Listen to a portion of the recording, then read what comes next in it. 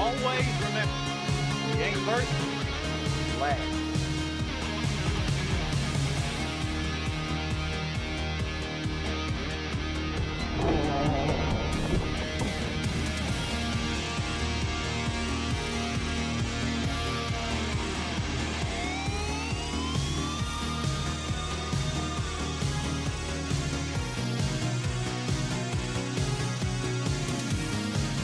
What about second breakfast?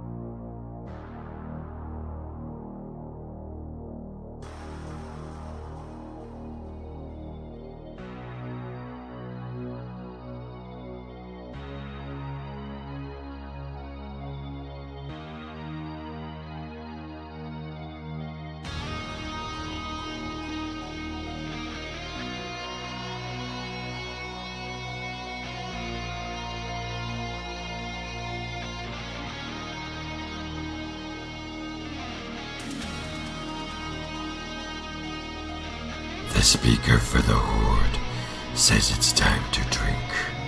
Stay thirsty.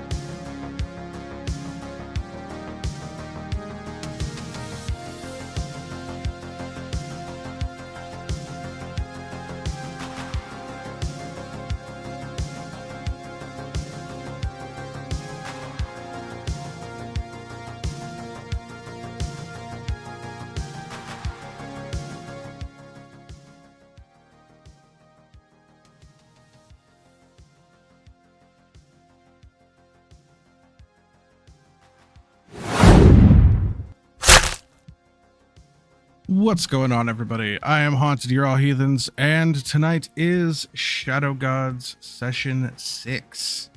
And we have a whole bunch of friends to do stuff with. Hello, friends. Heyo. Heyo. Just a moment. Don't fucking. Oh, whoever did that, fuck you. Fuck you. Oh. Obviously, there's a shared chat going on, so people are messing with Melt as they do. Yep. Someone just had spiders run across my screen. Oh, it's Dusky. He does that a lot. Yep. The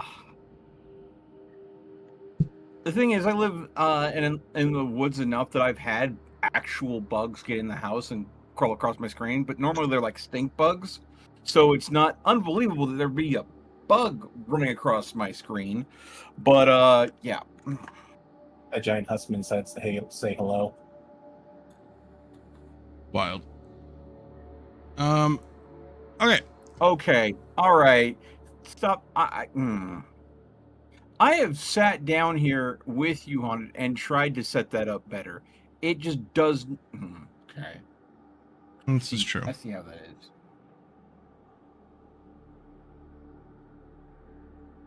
All right. Well, Yeah, I hear you, fam. are we just waiting on Reen to get her stream set up? Yeah, and join the share chat. I'm live. Oh, okay. You have an invite to I haven't join joined the share chat yet. Okay. I know. Well, everyone is watching. Why? Everyone is watching Why? my chat. As always for these streams, I will have notifications and alerts muted, so that I can focus on, and I will be ignoring chat so I can focus on my players, because that's what they deserve. Beware of that. There will be a little thing that pops up on screen every once in a while that lets you know that, so in case you forget. But yeah, let's... How are we already almost to a hype train? Talent, I guess. I blame you, Dusky.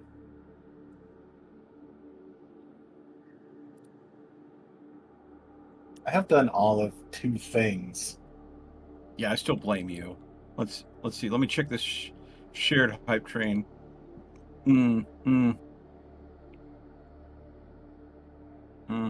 I also just realized I didn't have the audio was set to a different game on accident. I'm sorry, ET. Yeah, I'm sorry that There you we do go. not like Twitch right now.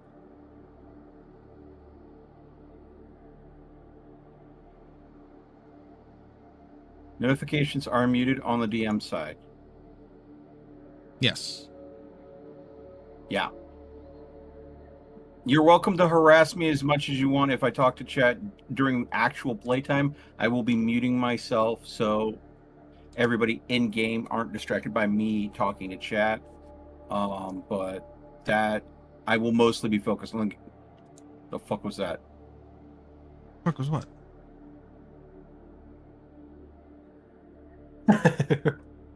God damn it, Dusky.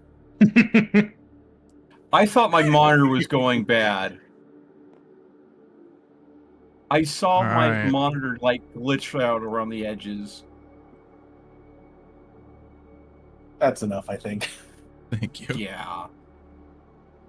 Okay, just checking real quick. Game audio is on. Discord audio is active. My audio is active. The scene is active. Everyone's reactives are active. Minimize that now. Move the handbook over to monitor 2. Bring up session notes. Up. Oh, right. I made.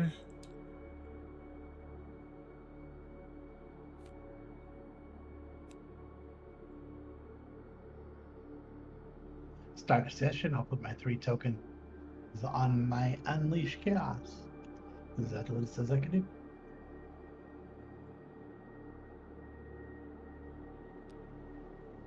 Make sure if you haven't already to flip over your if you used it, use your you flip over your tag team just in case.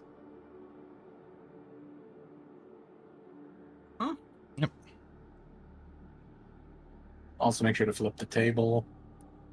I turned that off.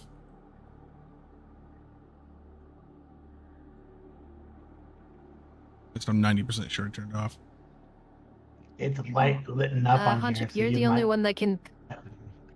Hunter, you're the only one that can clear my tray. But I'll just You hold these forgot dice to- up to the side. Yeah, it seems like a few people did. Yep. I'm moving the offenders over to the side here. After every roll, after the roll has been taken care of, make sure to I always usually clear your do. chair. I'm very much aware. Thank you very much. I'm not. You're not the only one that had that problem. All right. Is everyone ready? I'm here. If I'm I live. say no, is it Yeah, going to so- change anything? I don't know. You No. might turn into a zombie. Who knows? I'm awake, Yeah. have my Cheerios, get a tall glass of water. Time to commit Right. crimes against my I don't fellow know. man. Let's go! Okay. Yeah, you might turn into a corpse. I don't know. Yeah. Who I'll knows? turn into a mannequin. All right.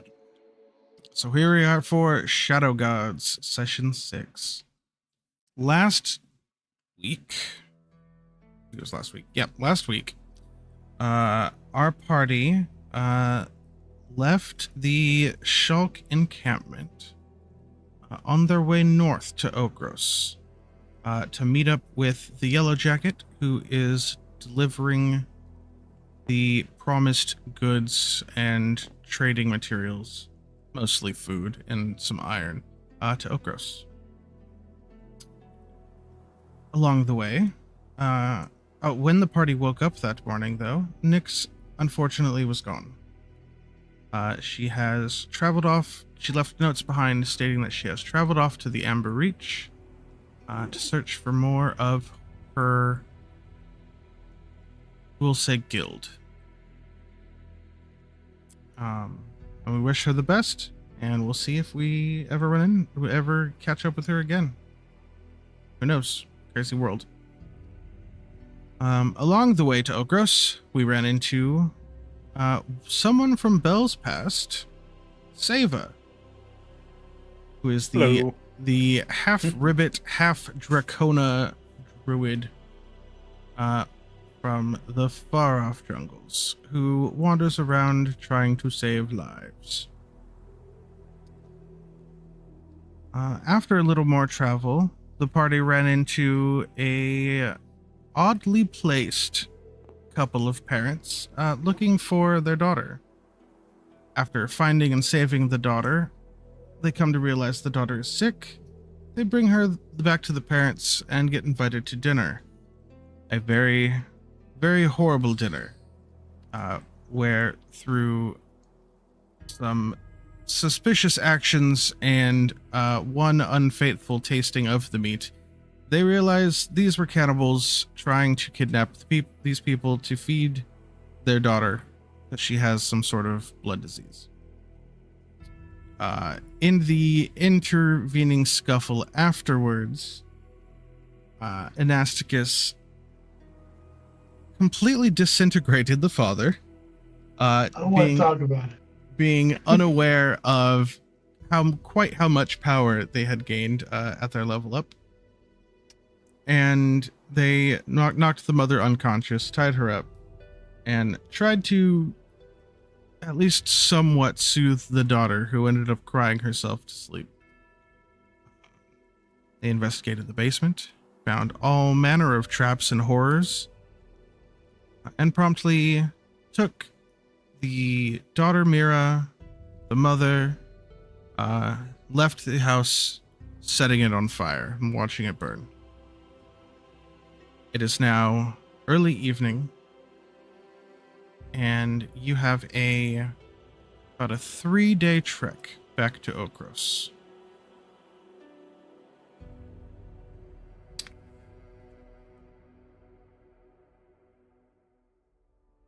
What do you do?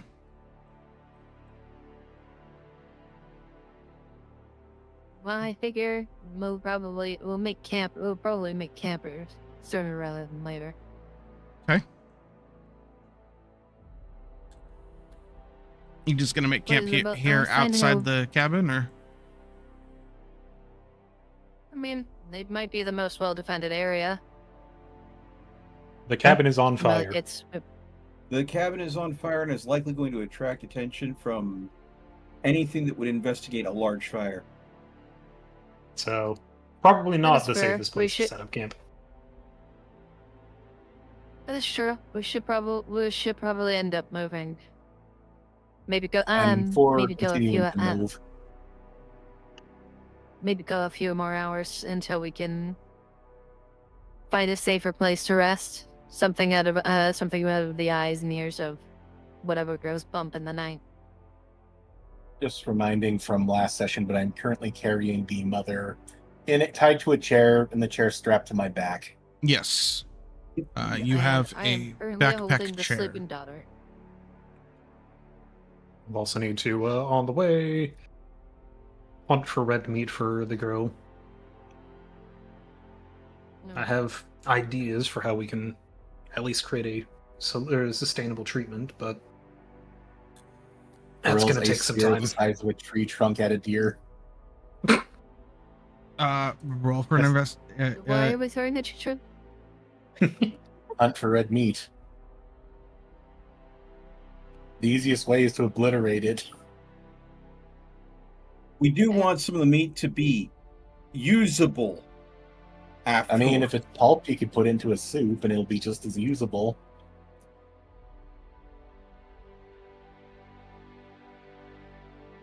Okay. Jokes aside, who's on hunting duty?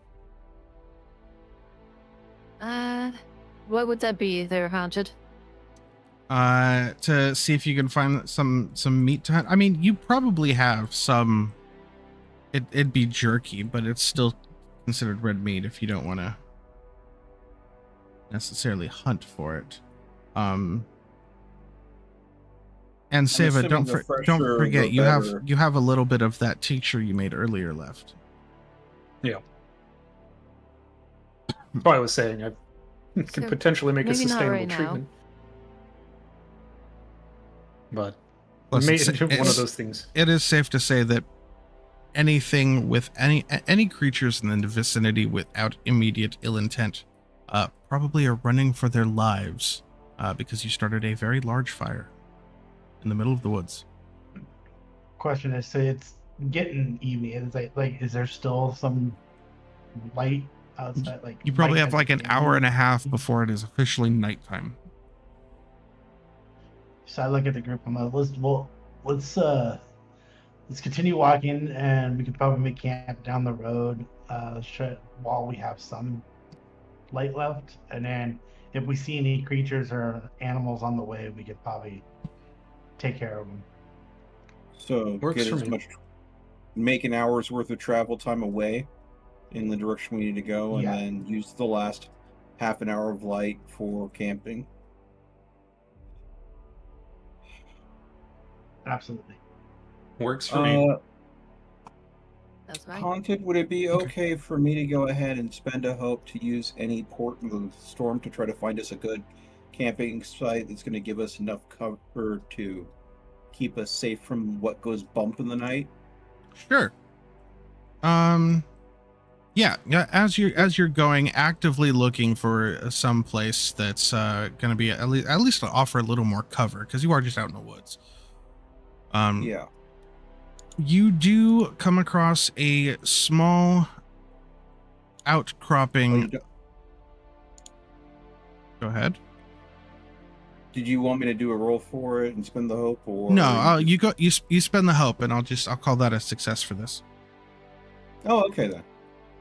You find a small outcropping of kind of like some boulders that are overgrown along the sides with some bushes. Think the scene in the Lord of the Rings where the stone trolls are, or the Hobbit where they weren't stone. Kind of a nice little alcove. Okay. All right. Well, then that gives us a stone wall to keep our backs to. Yeah. Do we want to make a small fire for the night, or do we want to be sneaky with our encampment? Because some of us won't be able to see once it gets full dark. None of us will be able to see it once we get to full dark. Well, yeah, we could use like small torch lights to try to hide our presence, but do we want to make an actual fire?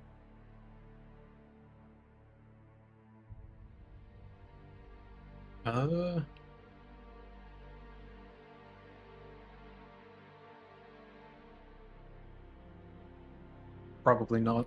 Might be people investigating that fire in the first place, huh? Well, I doubt there's anybody within, an hour of it that would run directly into us. I will happily take first watch and use my prestidigitation to create a faint light source to light the camp. Hopefully, not making it to the point where it's easily noticeable, but enough that it's a subtle light. Okay. I'll take second watch. You'll just have to I'm use gonna an see if I can actual also find- torch if you. Yeah. So as you're setting up camp and you're getting things settled for the evening, both Mira's mother has been awake for probably about half an hour, just silently glaring and occasionally struggling.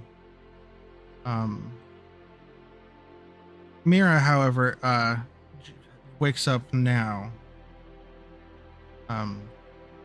exhausted from what happened earlier today, and very obviously frightened and confused. Where are we going? We're going to the Yellow Jacket, to Oakrups. Somewhere where you don't have to eat people to survive. Your mother is with us, if not in the best state right now, but she's alive, she's well. Hey, where's my And father? we'll ensure that you're both taken care of. Where's my father? She seems very So confused. Like she's not sure what, if what happened earlier was a dream, or she's just very out of it. Do we want to lie to out of character? Do we want to lie to her, or say that he ran away and we don't know where he's at, or do we want to With the tell her mom the truth? alive, the second she gets that gag off her mouth, she's going to go ahead and make that lie very.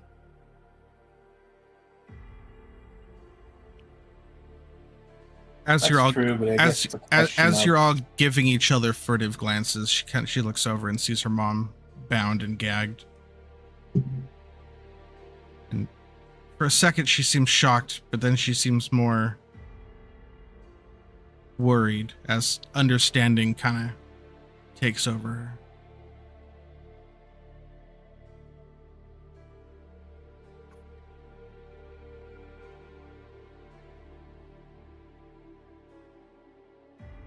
He looks over at you, Savens. I will lie to you. Oh, sorry, God. No, go ahead. You had something. I won't lie to you. I won't lie to you, but with the events of today, I'm surprised you're stirring so early in the night. Maybe some more rest would be.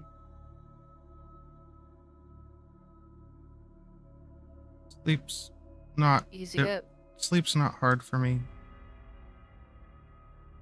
Looks over at Seva. Am I sick? To put it as simply as possible, yes. You need iron to help with, well, keeping you from, I wouldn't say dying, but getting worse. She glances back at her mother. My mother going to die too? We have no intention of killing her. He kind of casts a Not glance at everybody else. Pointedly stares at As a- Ignatius. No, he doesn't stare at Ignatius, just kind of No. casting I'm this... saying Bell. I'm saying Oh, Bell okay. does. I raise my hands. I have no attention. and we have no intention of providing or giving further harm to either to either. We want to make sure that you both seek safe passage, and despite everything, we want to see you safe and well taken care of. What your Can- parents did was dark and desperate. But it You is hear no. It You is nothing. you hear it is- from over at the mom just a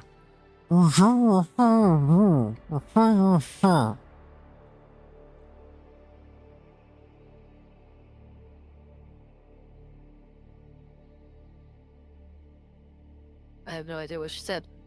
well Bell sure. will Also, her pull up mouth is the gagged, gag so- for a sec. Yeah. Did what any parent would do to save their child. No. Sable will kind of get up and just pointedly stare at her. What you guys did was choose your legacy, choose your ancestry over saving your child in a more consistent manner.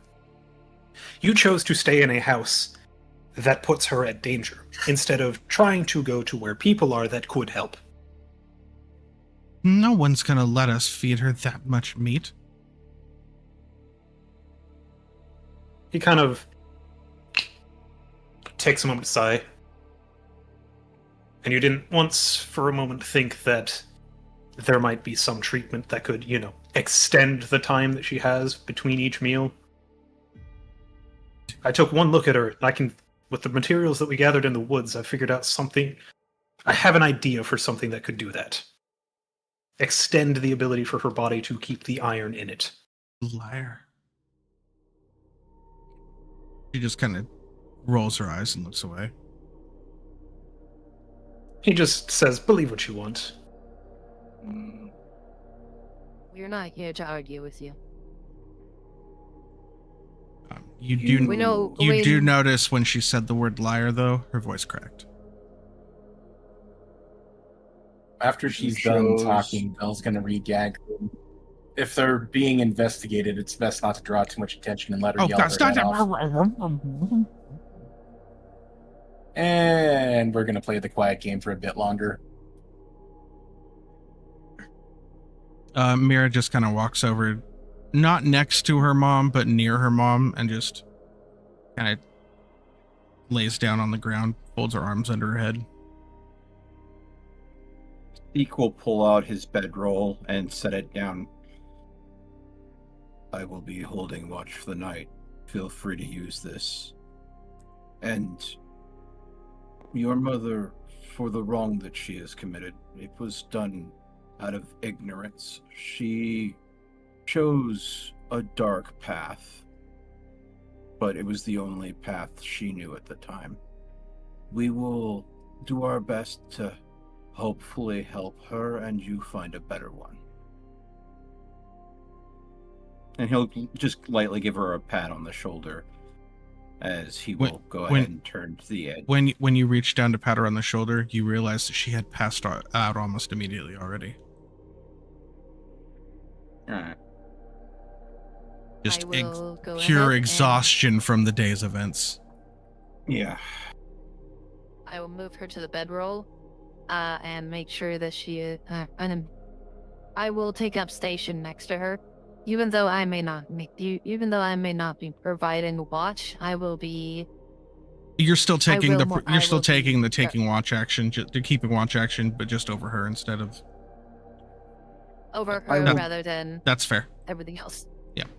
I will move over to the mother and I will say,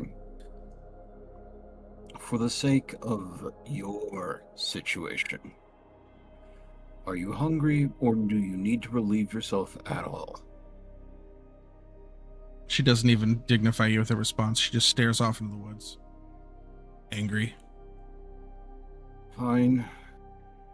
If you do not let some of us know that you need something, we will assume you don't, even if that means you will stubbornly sit there and soil yourself.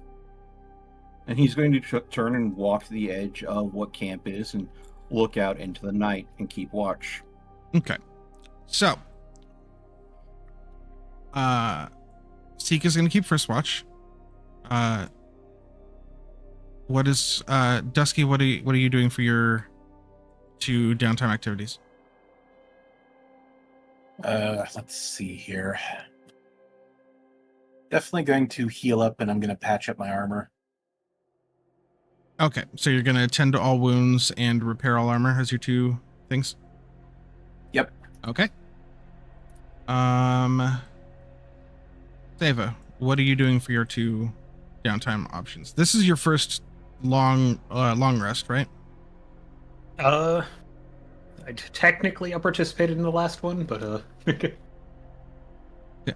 I do have the thing pulled up for I it. was gonna say, quick refresher is you can choose 2 of these options: tend to all wounds, clear all stress, repair all armor, prepare, which if you and someone else prepare, both of you get 2 hope instead of 1. Work on a project, which is what I am considering studying to how better help her. So if you want to start working on that tonight, you can. Yeah, unless you have other things. Work on a project. Okay. Work on a project will be 1, and then I'll just he will spend some time just relaxing to clear the point of stress that he's got. For work on a project, go ahead and roll me a d20.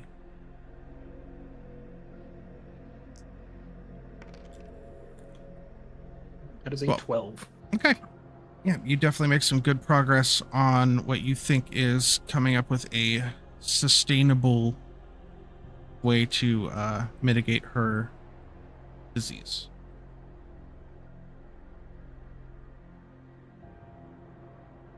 Since I am taking the since I can take 3 actions, Yes. as I am An an elf. Yep. one of them obviously is I'm keeping watch over our new ward.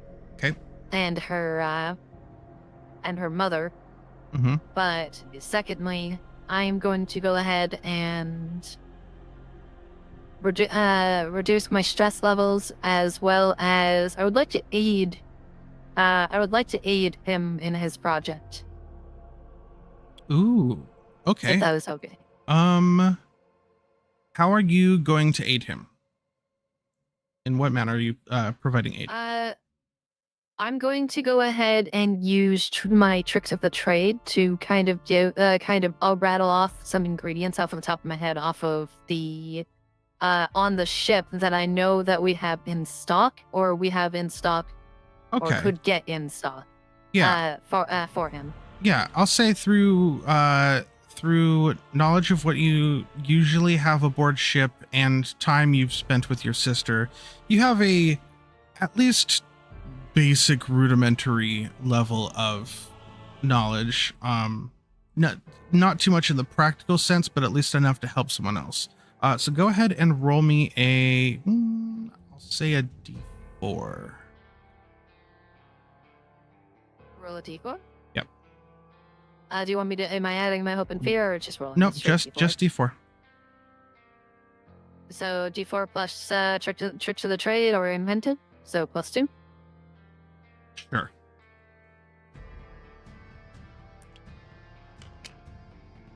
Four. Okay. That is 4. Total of 16 for your 16 roll. total. Okay, cool. Yeah, you make really good progress.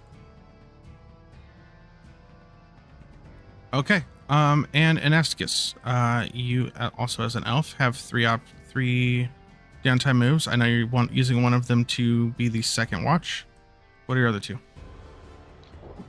I'm gonna clear some stress. Okay. Kind of like de-stress about the situation and go over about like kind of in my mind of like what I did. Sure. Yeah. Try to calm my nerves. Okay, go ahead and clear that stress. What about the other one? Just do some prepping. Can I use it to go like kind of like, I don't know, look for meat to hunt for the kid? I suppose that would be a work on a Would I do project, that wouldn't on it? the launch? That would technically, I would call that work on a project. Be a very short project, but we'll see if you, depending on your role, whether you find anything to hunt or not. So describe to me how you go hunting. I kind of just go not too far from the group, and I'm kind of sit there and listen to see if I can see any creature that'd be like meat worthy to kill, to gather. And if I Okay. do see him, I can blast it or whatever, however we would to kill it. Roll me your hope and fear.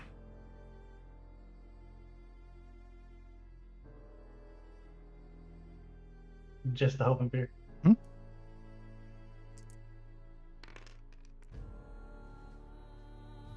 19 with fear. You kind of like wander off into the woods very quietly, trying to find something that you might be able to hunt for some food. And you come across what looks like a couple bunnies. But as you're staring at them, thinking like maybe this might be some decent meat, you realize the bunnies have their mouths don't open sideways. Their mouths open all the way up to the back of their head, and their head opens horizontally. Well, These I'm are- a rabbit. These It are, is a rabbit. Oh, yeah. Little nightmare Umbra creatures. tainted.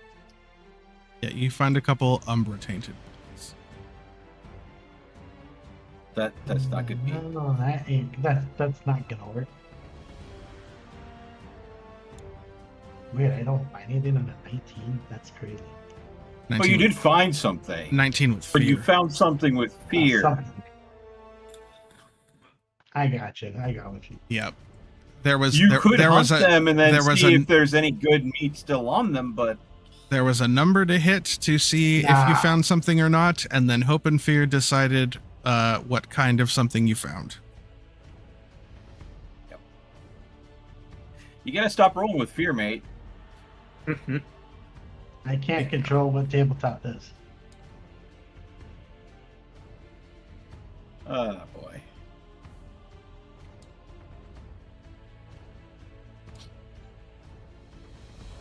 Okay. All right. So first watch, go ahead and roll me a d12. D12. That is a 8, and I will keep it. You want to keep your 8? I'll keep my 8. Okay. As you're keeping watch, you don't notice any movement really in the woods. The sky, there's no wind. Everything's just very, very still and oppressive.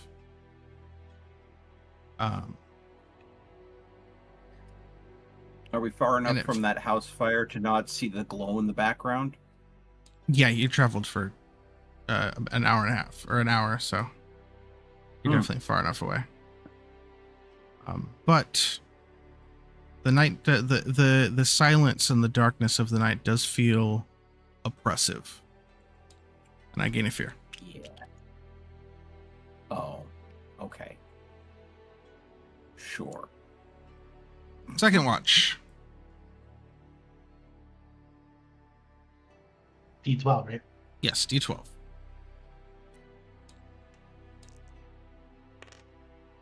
You rolled a 3. I will take yours. You'll take mine? The darkness of the night continues. And although somewhat distracted by what was happening yesterday, nothing comes about during the night. You do notice, though, throughout your watch and starting to come up in the morning, the clouds get a little darker. I gain my fear, but then I'm going to spend that fear. And as the clouds get a little darker, you hear bloop, bloop, bloop, bloop, as it starts to rain.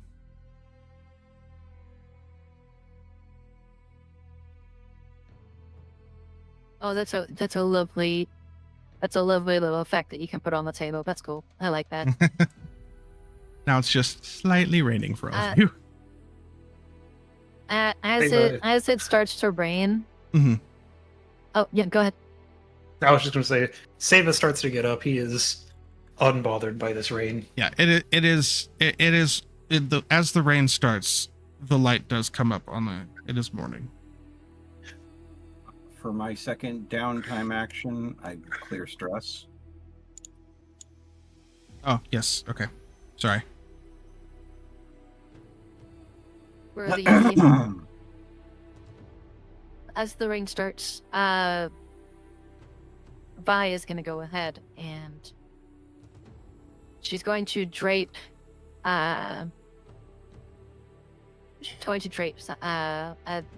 Something that she, whatever she can, over the child to make sure that she doesn't get soaked. At least not right away. Yeah, I'm sure you have some sort of blanket or something you can. Yeah, and I'm going to, as they are my ward, as they are the group's ward, Vi is going to take it into account and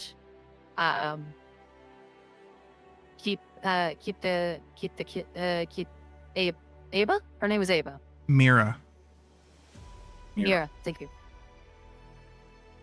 I know it was a rah sound at the end. Thank you. She's going to take Mira and while she's still asleep, she's gonna wrap her up and she'll continue carrying her from going forward. As you start wrapping the blanket around her for it being morning, she does wake up. She just slept a solid, 6-7 hours after being passed out in your arms for like 3 last night. With a small smile, she looks down to Mira and she says, "Good morning. We're just finishing breaking camp, but it is starting to rain, so stay under the blanket, and we'll move as quickly as we can to make sure that you don't get soaked."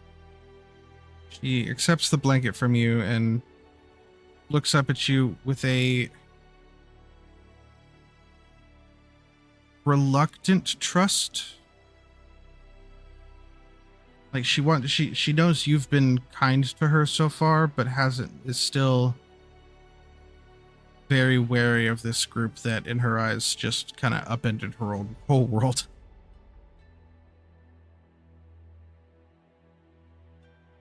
She'll look at her with that same small smile, and over the course of to gain favor with Mira, over the course she will tell her a few stories of the start of the Yellow Jackets' life and all of the bumps and bruises that they came across. The laughter and the good times, as well as, just trying to build that trust and rapport. That is what I'm going to be doing for the duration of the journey. Okay. All right. So, who is going to head off this next day of journey northward?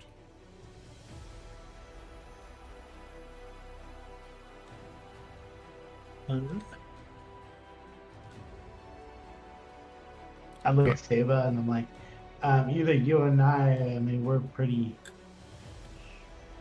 The forest in Druid, probably.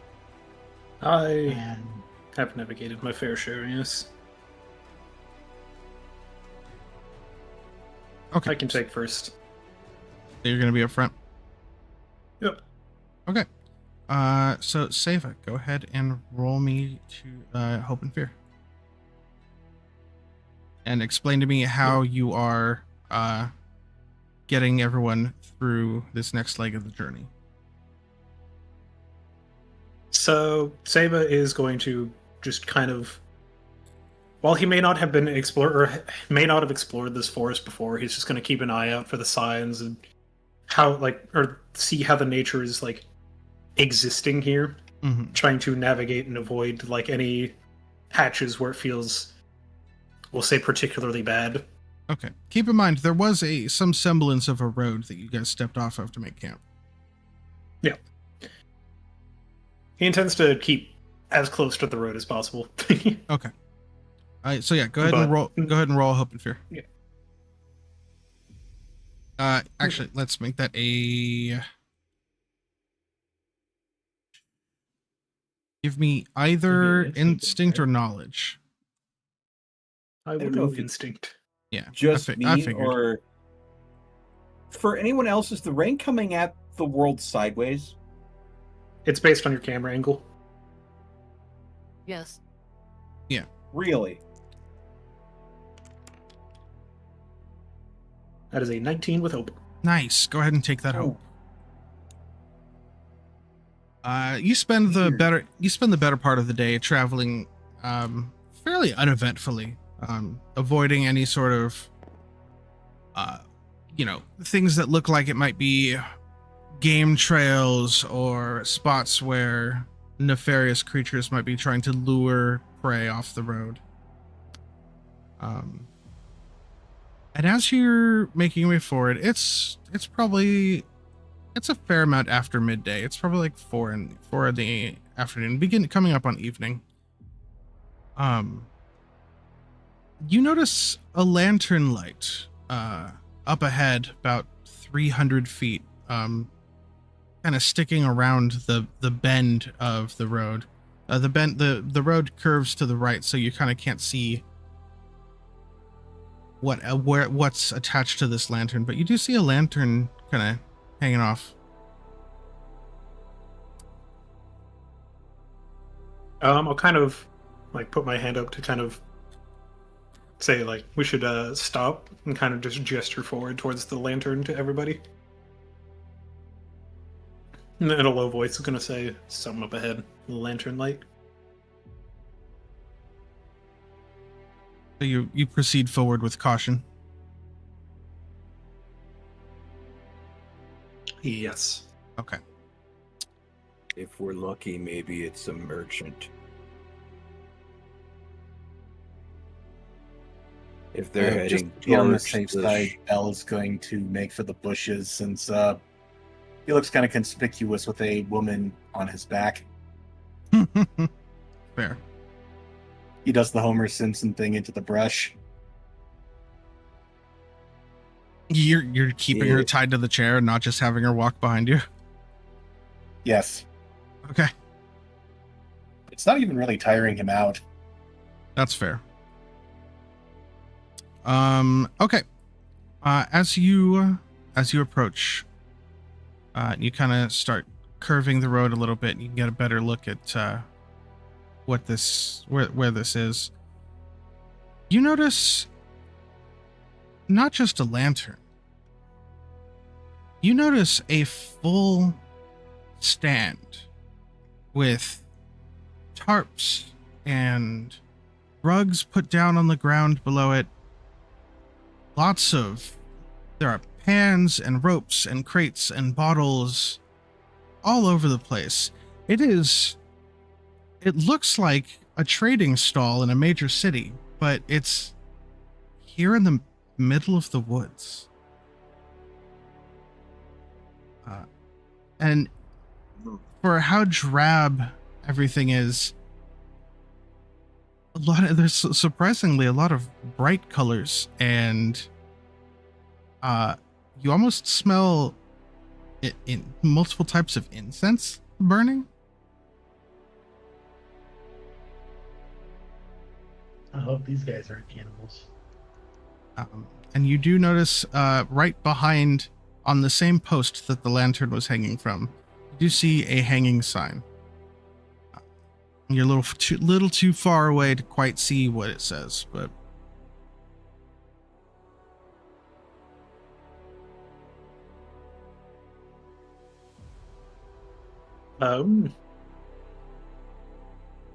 Say this just gonna kind of say lowly. Well, looks like a merchant.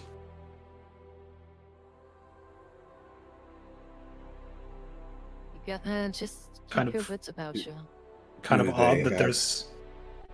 Do they have any guards? I can't see any people. I can see a sign, but I can't read it from here. I suppose there's one way to find out.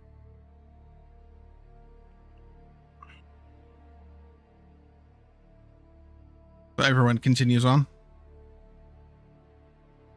Yep. Yeah, I'm gonna move closer. We can't exactly just stand here, can we? I mean, you could. Okay. Nothing would happen, but we Yeah. could. Bell, were you following, or?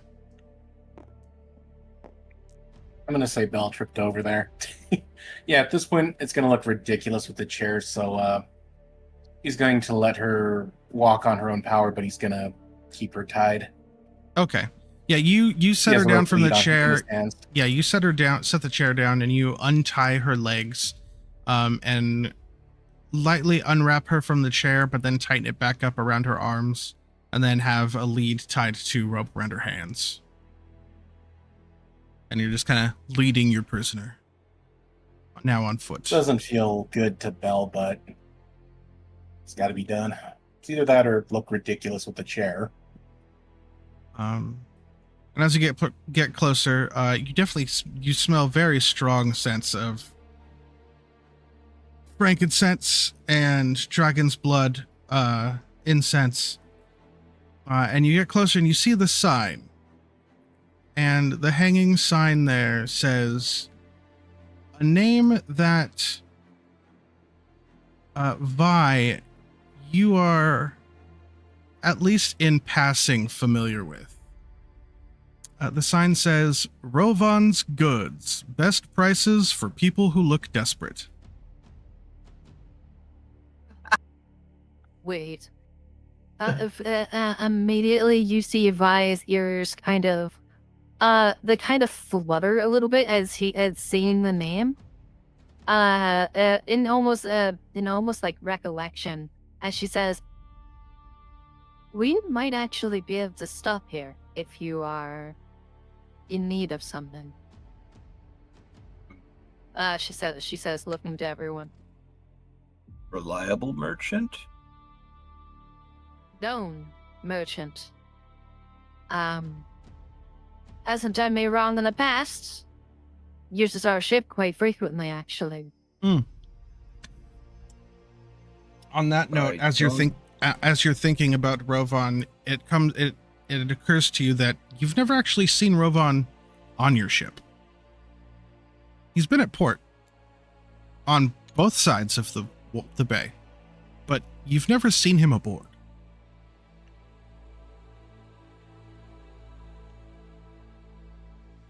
He certainly takes the ship at least. Hmm. I've seen him both sides of the on both sides. So I assume that he uses the ship or maybe his own means. I don't know, but he is someone that we know I know can be reliable. At least. I give it a nod and So I walk maybe- up to see if I can see someone there. Okay. As you walk up and you're kind of like looking at all the different very random things he has laid out, from behind the cart out walks a Qatari. He's about 5'9", black. His face is covered in black fur with gold fur underneath, making like a tabby cat markings, the M. You know, those kind of stripes. Two very large ears with some mismatched gold earrings across both. One of his ears has a notch missing from it. Garishly dressed in this very sturdy looking leather armor that has been painted to be bright red and gold and some silver buckles. And he has a whip on his side. And he turns and he looks up at you, and he looks at the rest, sees the rest of the party walking up.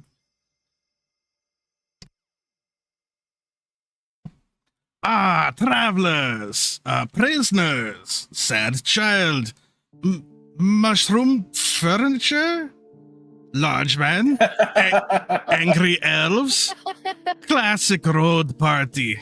Welcome to Rovan's Emporium. Everybody loves Rovan. I have to ask, what is the weirdest thing you've seen so far? If we classify as normal. The weirdest thing Rovan has seen? Water once fell up. It was very uncomfortable. Yeah, Belle's gonna raise an eyebrow at that, but yeah, fair enough. Good evening, Rovan. Good evening. Hey, I see the symbol of the yellow jacket. Ah, some of my best customers have been there. But of course, now Pleasure you to are see my you best once more.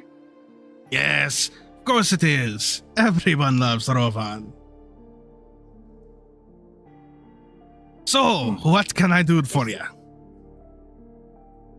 Do you buy scrap metal? I have 2 pieces that was found in a ruin. I was wondering if you'd be interested. And Seek will pull out the half of a breastplate and 1 single bracer that he pulled from the ruin, the ancient temple we found. Okay. Rovan comes and walks up with when he gets close to you, you realize he has just the air of the utmost confidence in himself. So I can't help it, but I'm imagining a Khajiit from Skyrim. I'm sorry, but that is exactly what I'm picturing. Think a mix of Maik the Liar with the Resident Evil 4 merchant. Okay. Welcome. Yep. Yeah. Table Talk. I'm just kidding. Table Talk. Rovan is a character that I played in a campaign of D&D many years ago. Okay. And now that I've I'm heard just his like- voice, I'm- I have inspiration. There you go. Oh God. I am totally getting like a cat version of Gilmore vibes right now too. I have no idea who Gilmore is. From Critical Role, Vox Machina. He's Oh. but he's like Gilmore is good. Kinda. Definitely not. Gilmore's more horny. True. Yeah. Okay. So he looks over the scrap pieces you have. He's like, I see. Very old, very dirty.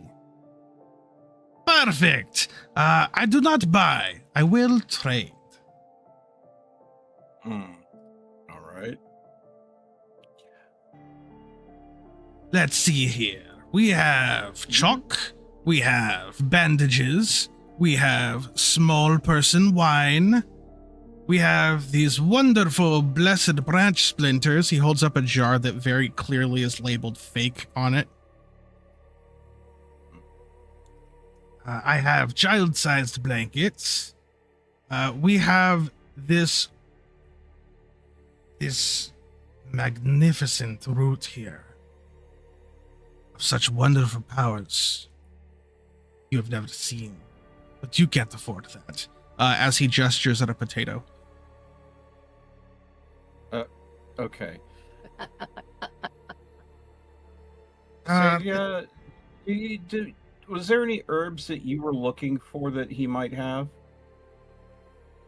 I think you were working on something. If we can trade this old ratty scrap armor away, some herbs that would help you on your project would probably be a good idea.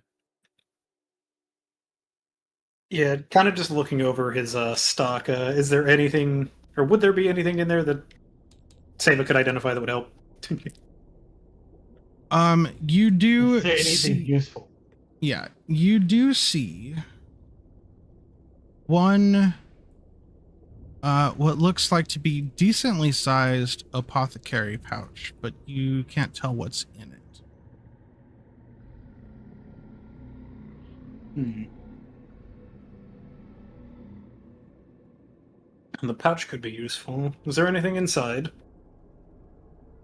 Oh, this is something I gathered recently. It's full of Rovan was in the mood. He was in a red mood. So I gathered as many red plants as I could find. And he pops it open, and you immediately see some of the, like the iron roots, some of the blood moss, some of the, literally all of the things that you were using earlier. Seva just like blinks for a moment. He just like kind of looks over at Seek. Yeah, he's got something really useful. Oh, you want really useful. Hold on. And he turns and he pulls out a crate and opens it up. Like, this here, this is Rovan's emergency friendship code. Very strong, very, very, very reliable.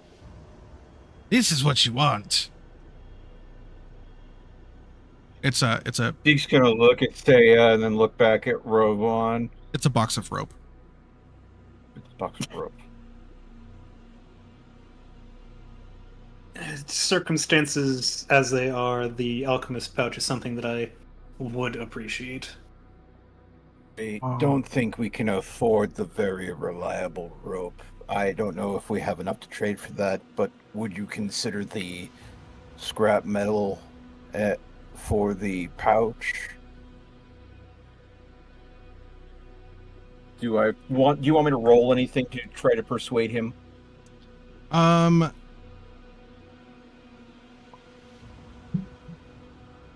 Okay, Dusky. Go ahead and let's see. Roll a What would that be? Presence? Yeah, roll a presence check, but I will warn you the DC is going to be high. Can I assist him in using to help him convince and like using my lit stock proficiency? Sure. What part? How are you adding to the conversation? I mean, if anybody was helping me, I think Saya would probably be the most likely to help me, considering they've been included as part of the conversation so far. Yeah. But I mean, I'm more than happy to take help. My thing is like, how? Okay. The question is like, how does he feel about like he seems like a very into himself guy. But I'm trying to figure out like how is he like with sad stories? Or explain about like this girl's sickness, why it's important to help this girl. Would he be like or? You have to find out. So that's how I'll just like start explaining like just the stuff and that stuff is very important. We need it to Che because we need to help this little girl. Okay.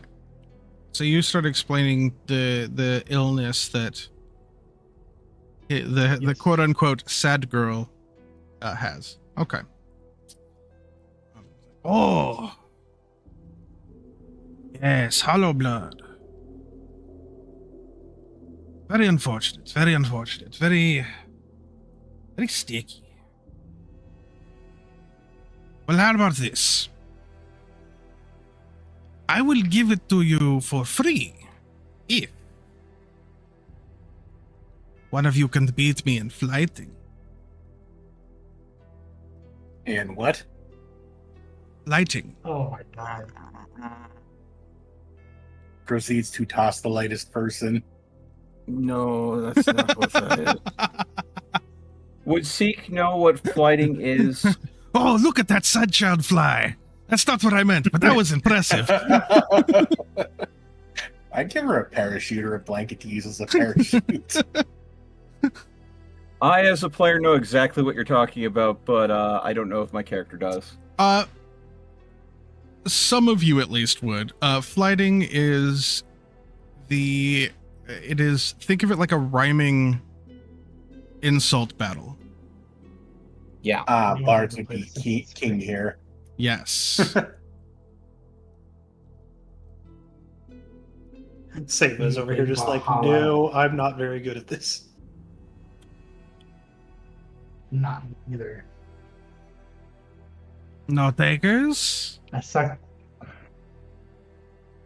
Vi, you know full well that many people, definitely more people have lost than one flighting against Rovan.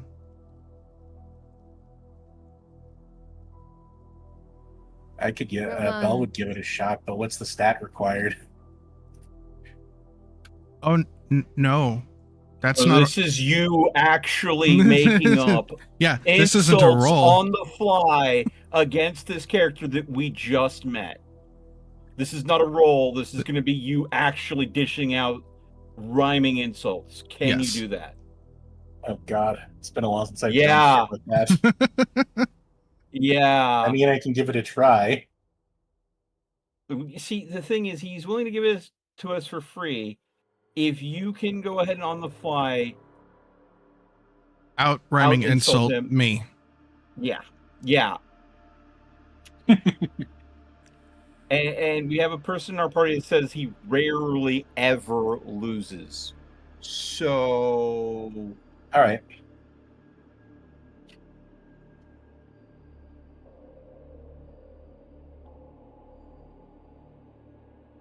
Wait, which one our party was saying that they rarely lose? Vi No, Vi. he rarely. Go for it. knows Oh, yeah. that he I'm rarely backing up. loses. She shares that information. Oh yeah, I would have when he mentioned it, she probably would have said something about it like Rovan, I know you've been I know what you've done. You very rarely lose, my friend. That's not Rovan's fault. Rovan just likes his secrets and his tongue. They go hand in hand.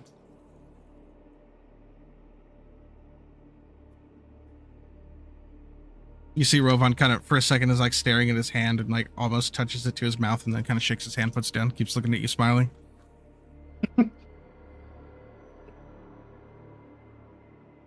ADHD cat, I see.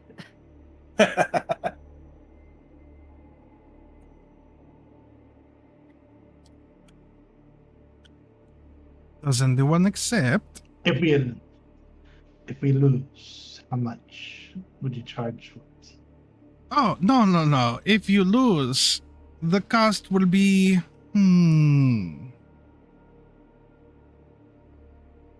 If you lose, the cost will be my right to give one of you a nickname. Yes, that seems good.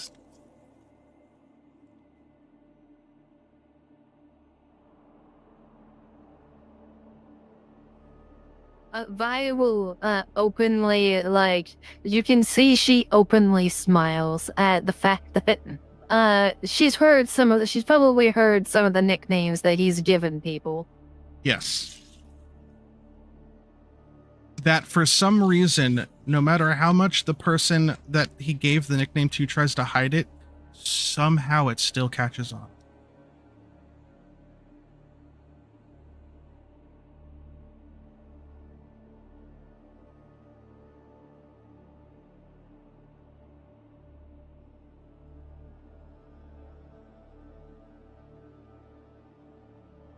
Anybody?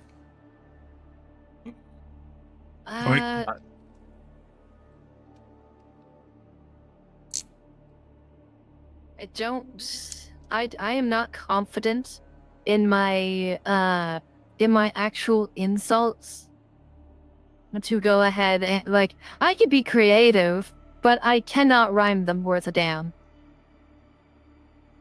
I have been So, quietly mulling ideas in the background this whole time. If no one else wants to, I can try. I can also give it a try. You want to do 2 versus 1? Sure, we could tag team. I swap in for one, you swap in for the other. Rovan accepts this defeat. Go ahead. I'll go first Shall I then. start, or do you want to start? I'll just start things off here. I'm going to go for a short one for the first one. Sure. Your confidence is loud, but your talent's a ghost. You're the life of the party. Nobody wanted the most. Your rugs are all threadbare, your trinkets are rust, your finest silk blankets are covered in dust. You brag of your treasures from islands afar, but you found old shiny things under a car. Ooh, car doesn't work there, does it? Under a car? What's a car? under a cart. Cart. Use cart. Sorry.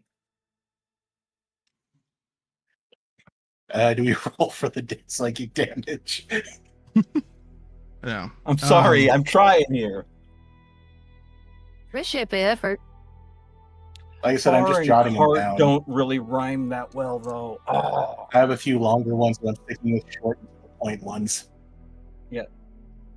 Those are easy to That's just what I got, dash right? out. Does he have a counterflight? One of you's quite large. The other, a fungus.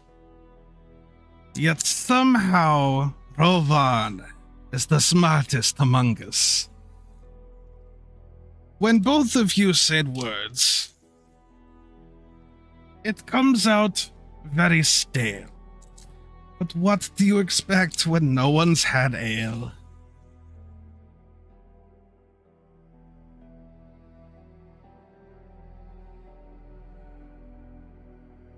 He turns over and looks. He turns over and looks at Vi. Judges?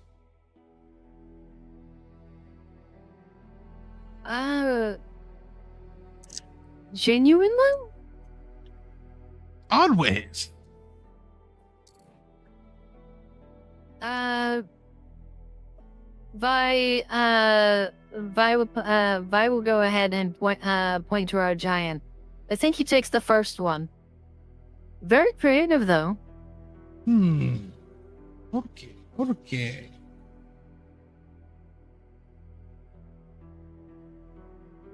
What? I will definitely tell you the. Unfortunately, I don't think.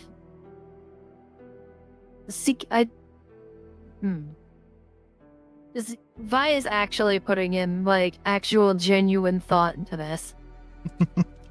Do we go for another round? Well, yes, of course. It's Well, I always mean- best 2 out of 3. Exactly. You can't expect the poor Rovan to accept a loss on the first go round. I look over at Zeke. I was like, you might just let the giant speak on this one. I'll look That's over rough. at Belle. Rovan looks over. It's just, hey, that almost rhymed. It was close.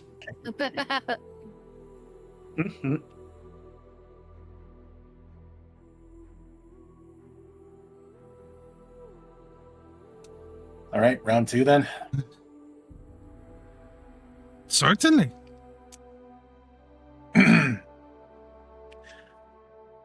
You walk in the room like you own every wall, but the walls have heard better, and they're starting to crawl. Your confidence grew while your skills stayed the same. You're a headline act nobody bothered to name. You study your reflection, but never your craft. And the crowd that was watching has moved on and laughed. Ooh. Of course they laugh. Everyone loves Rovan. Let's see. You see Rovan just smiling a big toothy grin. As he does so, you notice that one of his fangs has actually been replaced with a solid gold one. Of course.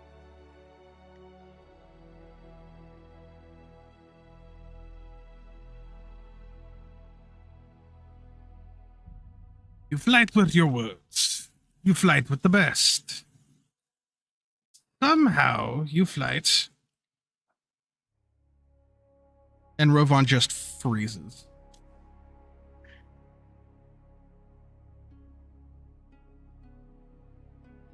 Oh, that was crap. Okay. And he just tosses the apothecary satchel over to Seva. It seems the salesman has failed his own test.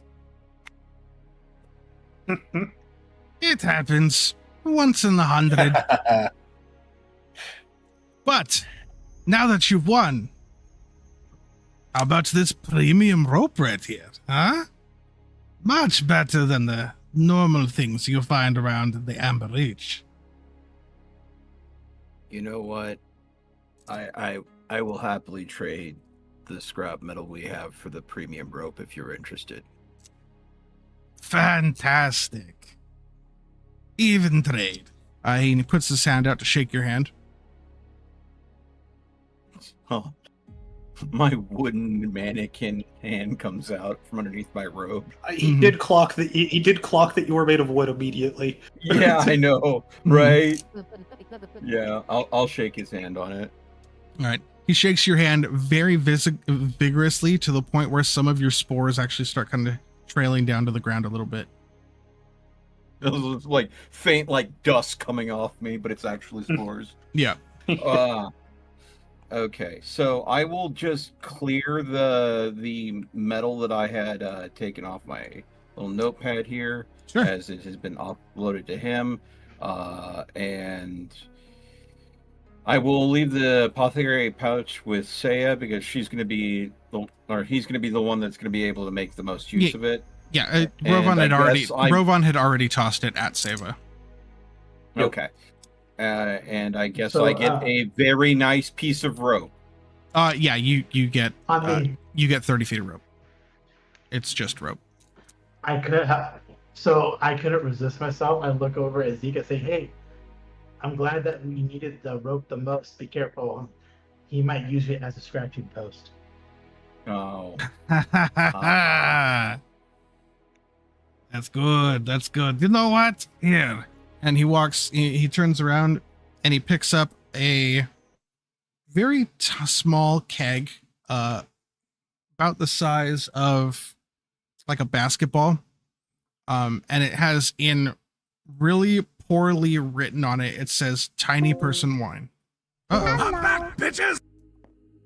Interesting. Discord. Did a thingy. Thank you, Discord. That Thanks, was Discord. fantastic. Okay, Go fuck yourself. What's the last? That was our Discord-sponsored momentary break. Yeah. Here you turns go. around and Was hands the you a- last thing you said? Here you go. Oh, and he turned around. Yeah, he turns around and he picks up a about basketball-sized keg, and on it, painted on it very poorly, is the words "small person wine." Yeah, a small person wine for you. That was good rhyme. Thanks. Is that because the person No, is small, or is it made by a small person? He's asking Seva. Sava's just gonna be like, I think the answer to that is yes. Rovan just looks over and goes, "Yeah, it is small person wine. It is suitable for children. It is suitable for halflings. It is suitable for people who wish to drink wine but remain responsible. It is suitable for breakfast." I've met halflings that can outdrink us giants. Sometimes.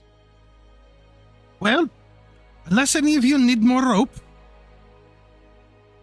Does anyone need more rope?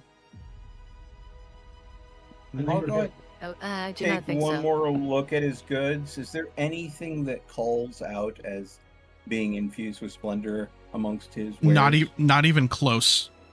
I didn't think so. I figured. Everything is some Very mundane. Yep. Okay. I don't Okay. suppose you Discord? have any bows, do you? Discord needs to stop doing that. Right. Sorry. I What think she's was? still reconnecting. Bell is searching see if he has any kind of bow for sale. You don't actually see any weapons. Just items.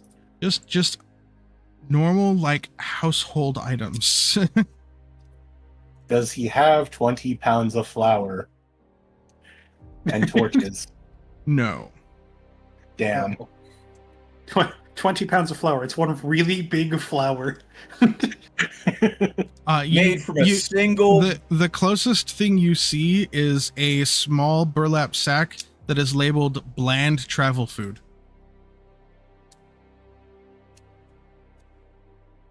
I mean, he'll pay for that. It never hurts to have extra food. Does he have any red meat in that bland travel food? Shouldn't need it. I've got the apothecary's satchel. Okay, good. How much for the bland travel food? A handful will do. He'll hand a handful over. Okay, and he hands you. It's exactly what it sounds like, a bag of bland travel food. It's just. Oh, hey, there's canned spum in here. Totally not a knockoff of Spam. Yeah, it's remove a handful of gold. It's just some like, as someone who's wandered around outside a lot, you know, it's a whole. It's basically full of like nuts, berries, nuts. No, not even berries. Nuts, roots that you can chew on to gain like mild nutrients from.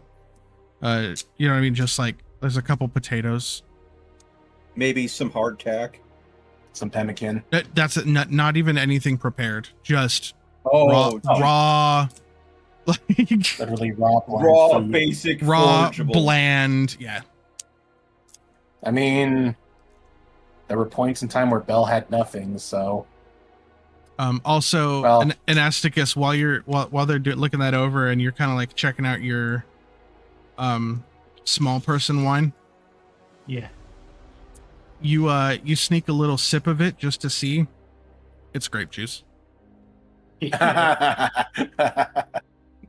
described it as being safe for children, and I was like, it's grape juice. Mentally clocked that it's grape juice right there. I just do this. This is so good. Ah, yes. Everyone likes the small person wine.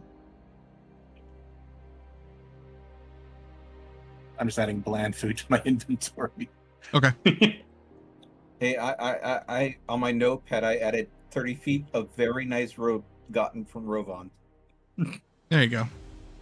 Was he trying to hide the still effective but bad rope?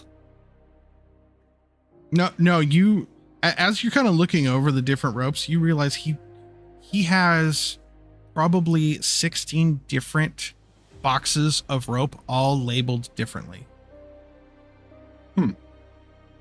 You see one that says Dwarven Grade Goblin Restraint System. You see one that says Deluxe Problem Solver. You see one that says Certified Dragon Tether. Genuine Knotting Material. Yeah, you just see a whole bunch of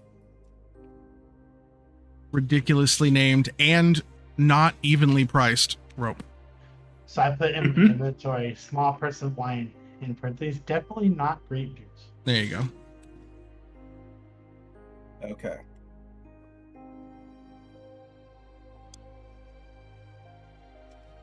Well, it is always a pleasure for you to meet me. I hope we see each other again. Indeed. Pleasure. May we meet The again. pleasure. Travel well, Rovan. Ah, I always do. Because everywhere Rovan goes, everyone loves Rovan. And you see Rovan just kind of like turn around and walk back behind his cart. He is a very silly man. Oh, you don't know the half of it. I give Belle a nudge. I'm like, I didn't know you could rhyme like that. It's been a while. Neither did I. Neither did I. And the vice says with a kind of like a half smile. Yeah, he's Belle's definitely kind of blushing and has a hand behind his head. It's something me and the guys would do when there's really nothing to do on guard duty. It's a handy skill to have. Clearly, when you're when dealing with Roban. Seems that way. Either way, glad to be of assistance. So does the party continue on? Yeah. Yep. I Okay. believe so. Yep, I definitely would think so. All right. So you continue on down, following the same sort of travel pattern you did for the most of the day up to this point.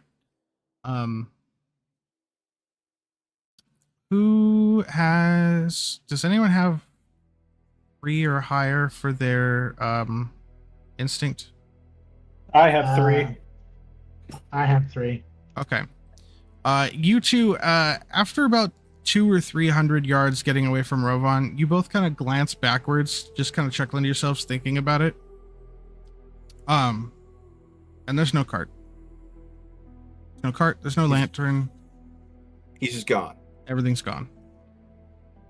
Belle's gonna check his bag to see if the bland food is still there. It is. All the goods are still there. I think Sava would still be like kind of piecing through it when he turns back. Yep. Not really like actively looking through it, but just kind of poking through to see if he can spot anything else within the bag. See how much he's got. That is interesting. Yeah, that apothecary bag is gonna it's mostly, it looks like it's enough supplies to make remedy for her for about a week. Okay. The exact same remedy you made in her house. It's definitely not a permanent situation, and it's not something sustainable. You think that if you use it too much, she will gain a tolerance to it, but based off of the basics that you have here, if you had more time, more resources, then you could establish something more permanent. Yep. And more study. Haunted, I told you I had inspiration. I'm Yes. just gonna send you a screenshot real quick. Okay.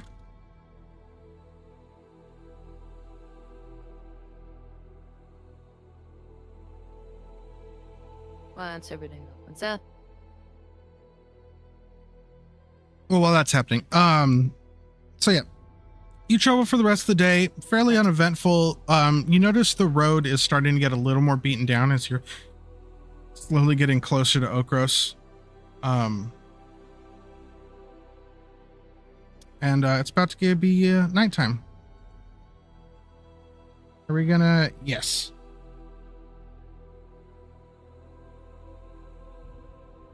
Let's say we make camp. We should be there by tomorrow, so let's make camp. I would say also think like for slightly thicker first, like for goatee and the eyebrows. But yeah. Oh yeah, no. I don't add the furs and details until later. I'm Okay. just getting the armor and the his pose. And that's what I'm doing. Okay. Yeah, looks great. Thank you. No worries. I'm sorry. Once you gave me a voice to the character, that's exactly what I think what I needed. Perfect.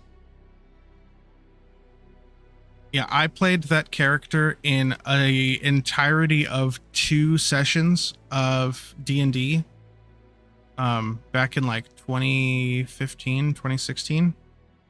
And multiple people, including my wife, still bring that character up to this day.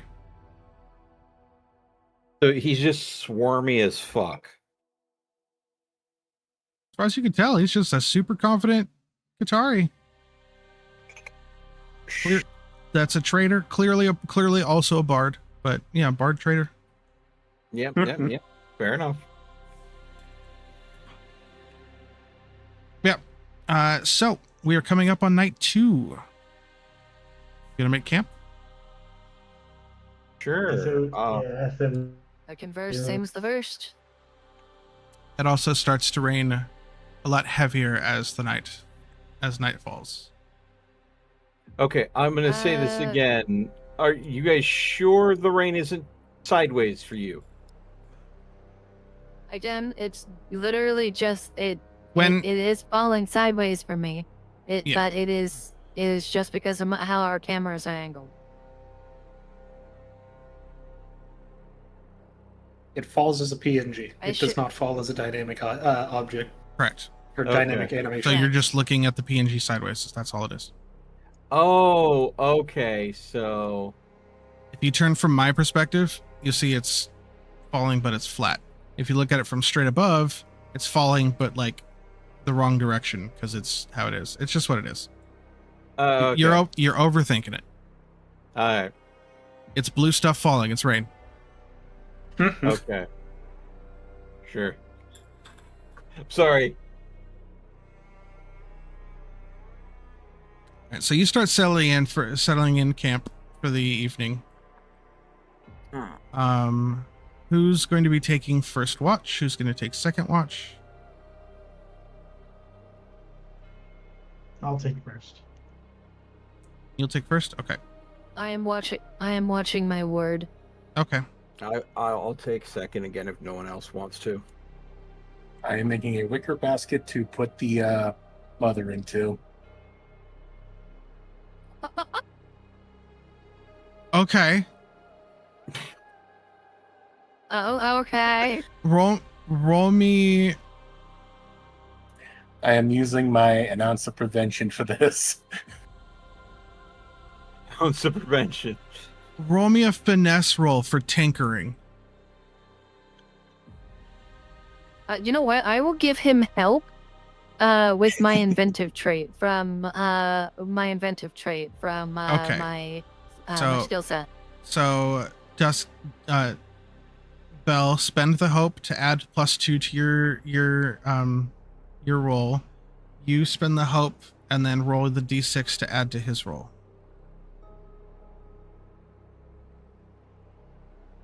Research +2?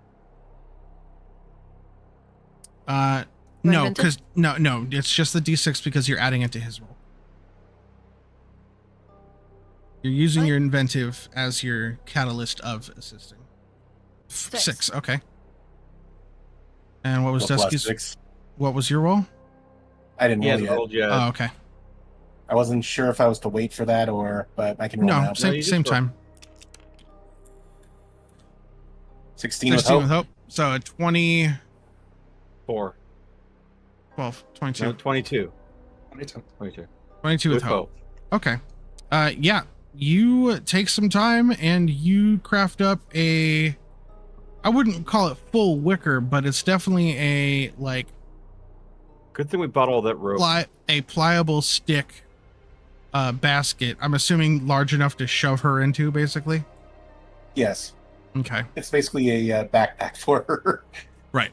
Yeah, you do that. She's kind of sitting on the ground tied to a tree, so you can kind of use her as judgment size for how big as you're working on this. It's Since like I was one with of hope, do I those. regain one? Yes, you can help for rolling hope. Okay. Sorry, Mom. Was that no? It reminds me of those rescue backpacks they have for like mountain climbers, where they will strap someone to their back. That's what this is making me think of. I mean, Bell is he's kind of like search and rescue to an extent, so... Yeah. Okay. While this is happening, Seva and Vi, you both notice that the mom, her eyes keep like kind of going wide, and she keeps like going back and forth between staring at the trees and staring at Seva and like muttering to herself.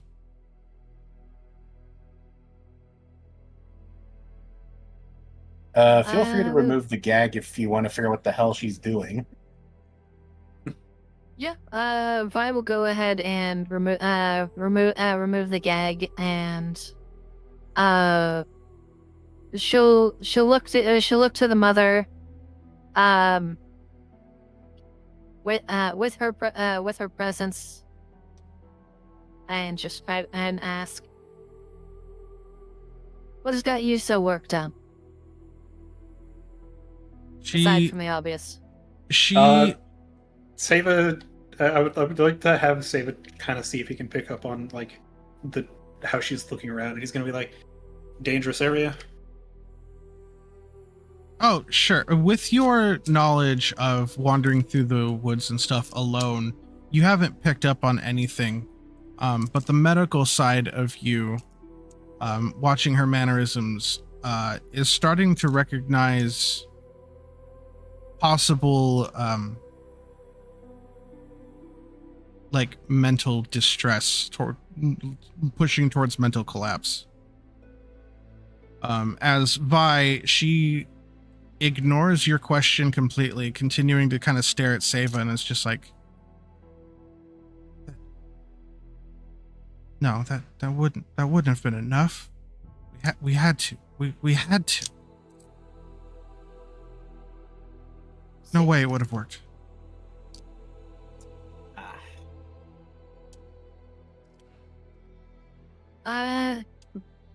Vi is actually going to take some time and trying to bring her back from collapse, bring her back from mental collapse. Mm-hmm. What Vi is going to do is she's going to sing that same lullaby she sung for Mira. Okay. And she's basically trying to reground her in to bring her thoughts forefront, and her spite, even though which is more than likely keeping her sane, toward her spite towards us, like back to the forefront of her mind. Okay. Yeah, as you start singing the song,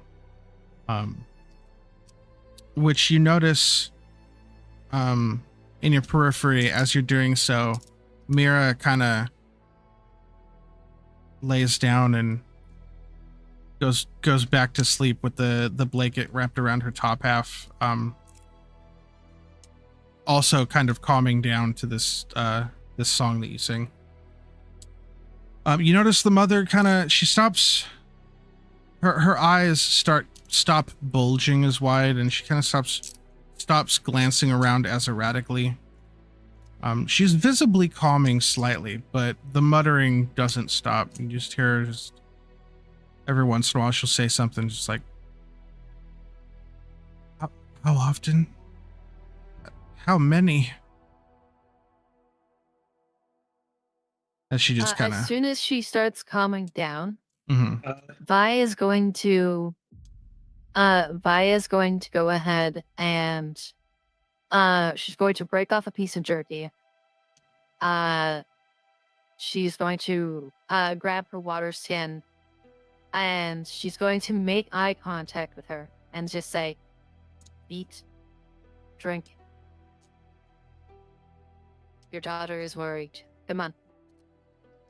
She sees the water skin and kind of leans forward towards it, accepts some water. But when you start bringing the jerky forward, you notice her eyes start kind of getting wide again, and she's like, "No, not anymore. No." No. Okay. No, it's okay. She'll go ahead. She'll put the jerky away. She goes ahead and she pulls out some hardtack and some nuts and berries, but basically just generalized traveling food, and she'll slowly start helping her eat.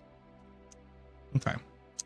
I'll consider continuing that your keeping watch thing that you were doing. Yep, I'm keeping ward over both the mother and daughter. Yeah, you do that for a while until you kind of get tired of it, and she gets tired of being hand fed, and she just kind of like slumps her head down against her shoulder, trying to sleep. Does any? I'm going to, if it's okay, one last thing. Okay. She's going to go ahead and she's going to fold up like she's gonna fold up. Vi's going to fold up her own blanket that she would use, and even though it may be like the blanket may be a bit damp right now from obviously going ahead and keeping Miro safe from the rain, she's going to make sure it's as dry as possible and then fold it up and give her basically a pillow for her to use as she rests. Okay. Yeah, you go ahead and do that. Now I can get back to my art. Does anyone have any? So we already have that project. We have that. Seva, I assume you're going to do a little more work on project. Yes. Go ahead and roll a d20. That is only an 8. Okay.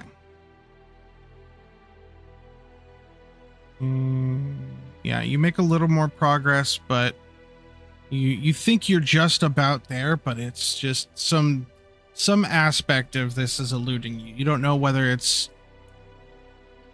you're missing an ingredient or whether it's something to do with like you're having to cool something after heating it, or you're not sure what specific step you're missing, but you know you can tell it's only one. As a help action, I want to temporarily give Seva the speaking orb so she can talk to, so they can talk to my sister to get any other information they may need. Okay. And I want to use that as my help action. That'll be my second prepared action for the evening. Okay. My third one is just I'm gonna just prepare. Okay. With you basically helping Seva. Okay, go ahead and gain hope.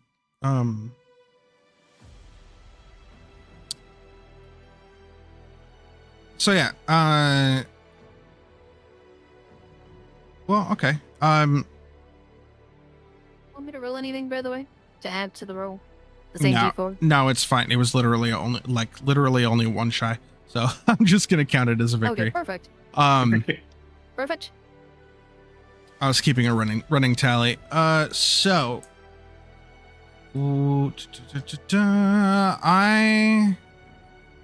Seva, you spend a little bit of time with the sending stone, the speaking stone, talking to this girl that you've never met before named Piper, who is Vi's twin sister. And she is the head apothecary aboard the Yellow Jacket. And you spend some time talking to her. You actually come to find out that the Yellow Jacket had just docked near Okros just a little bit ago, and so by the time you reach there in the morning, by the time you reach there about midday tomorrow, not only will you be there, but the crew from the Yellow Jacket will have been there through most of the night already, and you'll be able to exchange ideas and stuff with Piper, who says that she needs to give it some thought, but she thinks she knows exactly what to do about this girl's illness.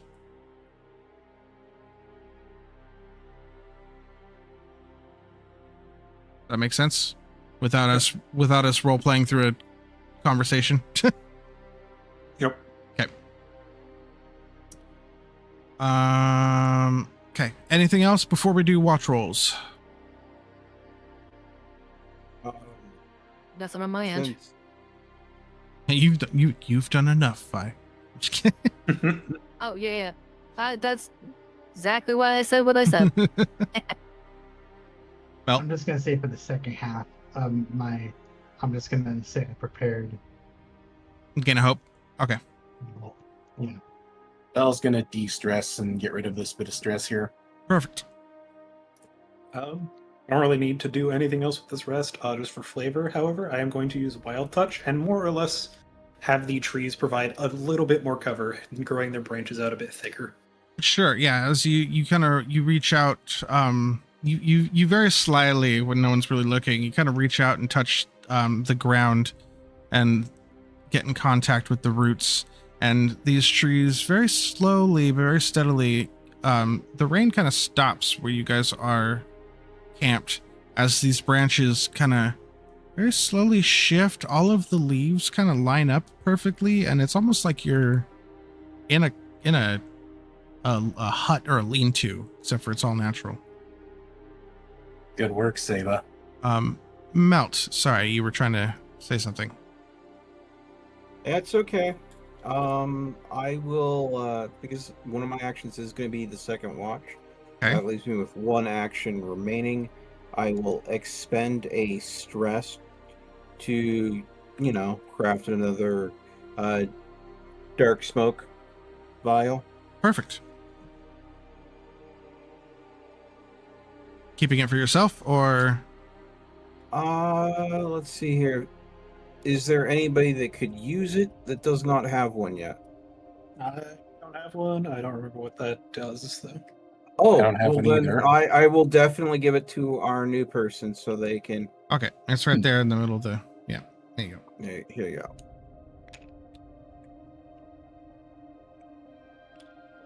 Okay. Okay. Anasticus, I believe you said you had first watch. Yep. D12. I'll keep my 11. You'll keep your 11. Okay.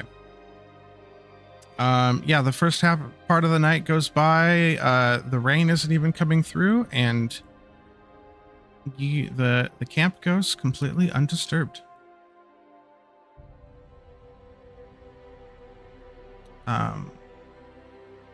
Zeke, second watch. I'll take your roll. You don't want to use your one? I'll take your roll, whatever it is. It does not matter. Okay. Well, surprise, he also rolled a 1. Yeah. I didn't roll a 1, but I did roll a 5. It's better than a 1, I'm hoping. Seek, during your watch, you notice something.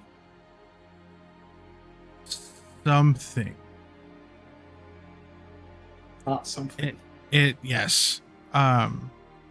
It walks on 4 legs, but it looks like it has 3 heads and 2 tails that are moving erratically in different directions.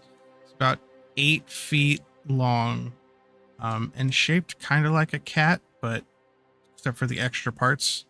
And each of the heads protrudes a single horn out of the front. That in the wet night that it is, the horns themselves kind of, the front edge of them glistens a little, almost like a blade.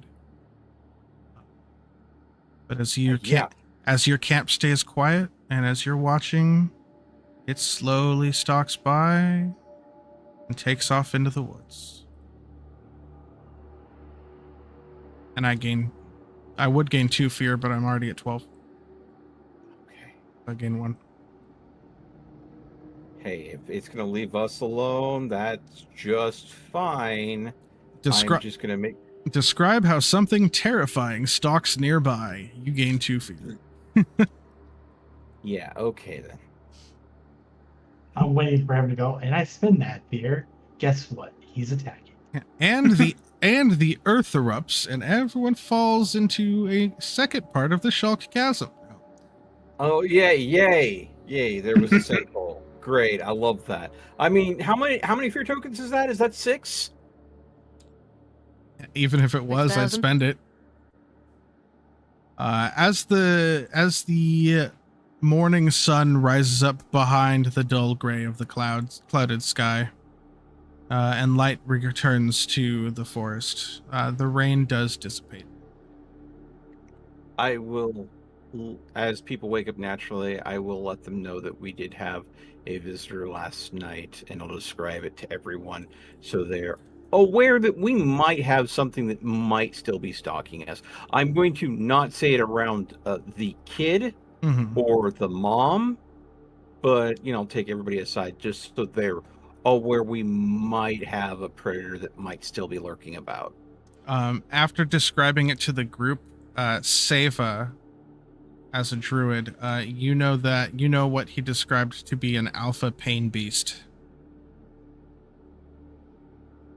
Sava's gonna be like, yeah, so we definitely shouldn't linger if that thing was stalking us. Good to know. Hey, So, Okay. good thing we're really close to town. Yeah, you think Right? you think you can get there in about 6 to 8 hours. I was about to say depending on traffic. That makes no sense. 6 to 8 hours, traffic notwithstanding. Yep.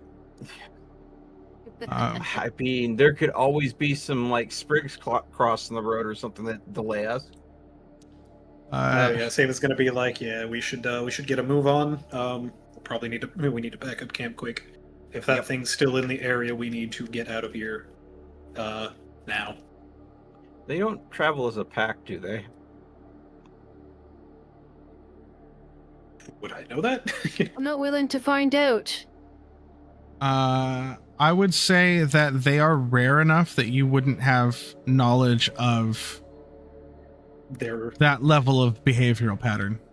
Sava's gonna be like, not sure. I know that one alone, however, is enough to take out more than a few people. All right, let's go. Let's get going then. Yeah. Okay. Alrighty then.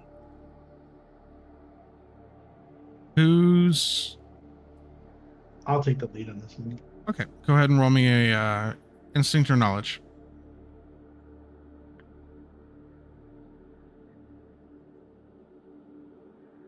Uh,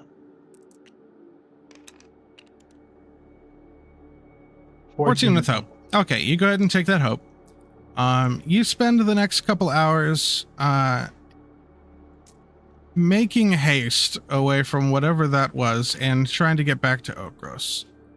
And as you crest out of the forest and into the swampy outskirts of Oakgross, you find what appears to be new construction you don't remember being.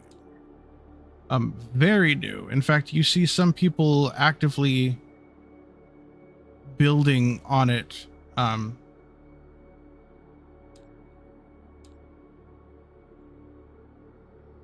right, there we go. I had to figure out where I put it. Actively building on it as you're walking up.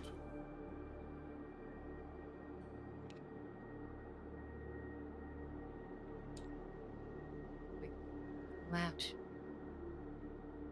Some sort of staging area just outside of Oakgross. Yes. And as you get closer, Vi, you notice the very apparent to you telltale colors of your ship, the black and yellow of your sails.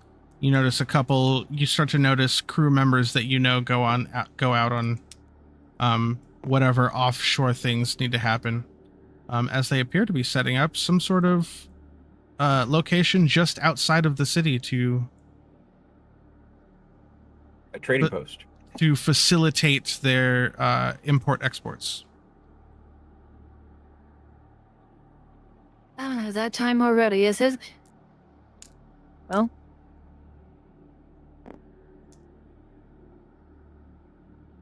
Yeah, they appear to have very quickly built up a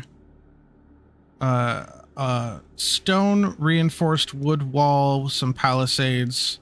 There's some tents going around that you can tell were made with out of the cloth of spare sails from aboard your ship. It's a nice straight shot. For all those, just so everyone knows, maybe 50 feet away from this gate is Okros. It's like literally right outside. It's still inside the sphere of protection of the Sacred Fire of Okros. I just don't have the table space to start putting out multiple maps at once like that. Fair enough. So, Vi will lead everybody in, greeting people, greeting those she recognizes, greeting those she doesn't.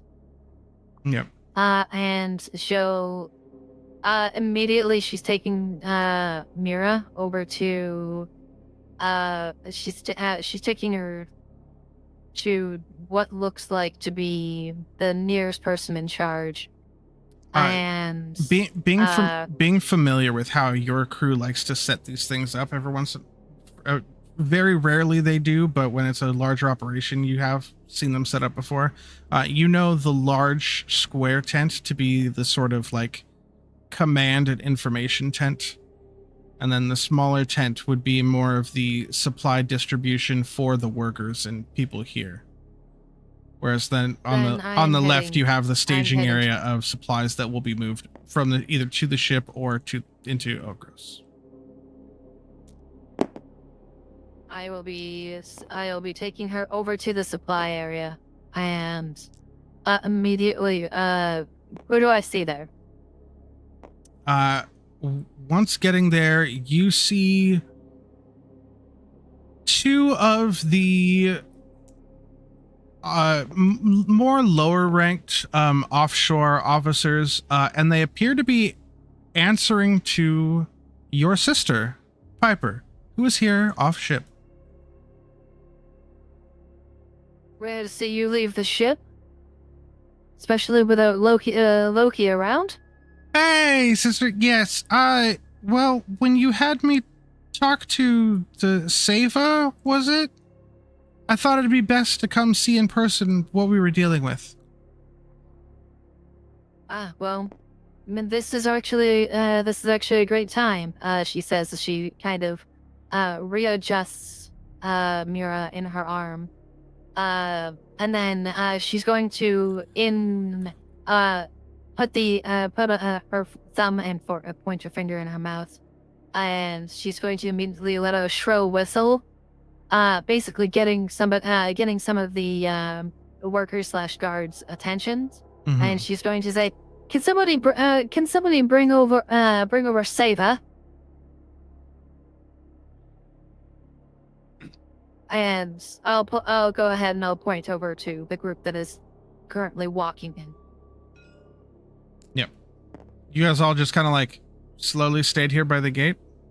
No, I think Saba would have followed. Okay. Curious to run into Piper.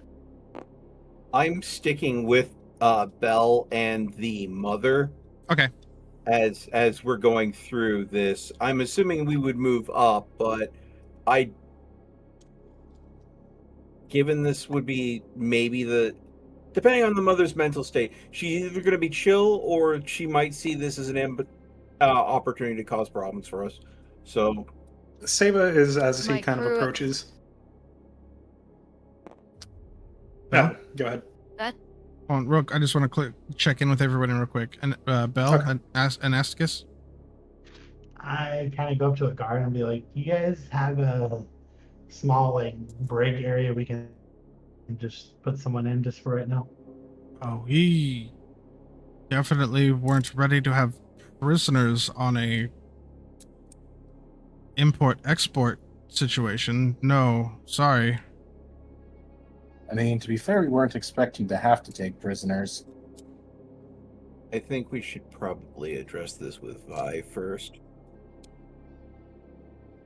Yeah, That would be wise. Like, Vi is here? Oh, yes, then talk to Vi or Piper. They're in charge. I don't know what to do with her. Yes, talk to the headsman of the apothecary. Okay, so we're just going to go ahead, and I'm assuming, unless someone else says otherwise, we're heading up to Okay. stay close to Vi.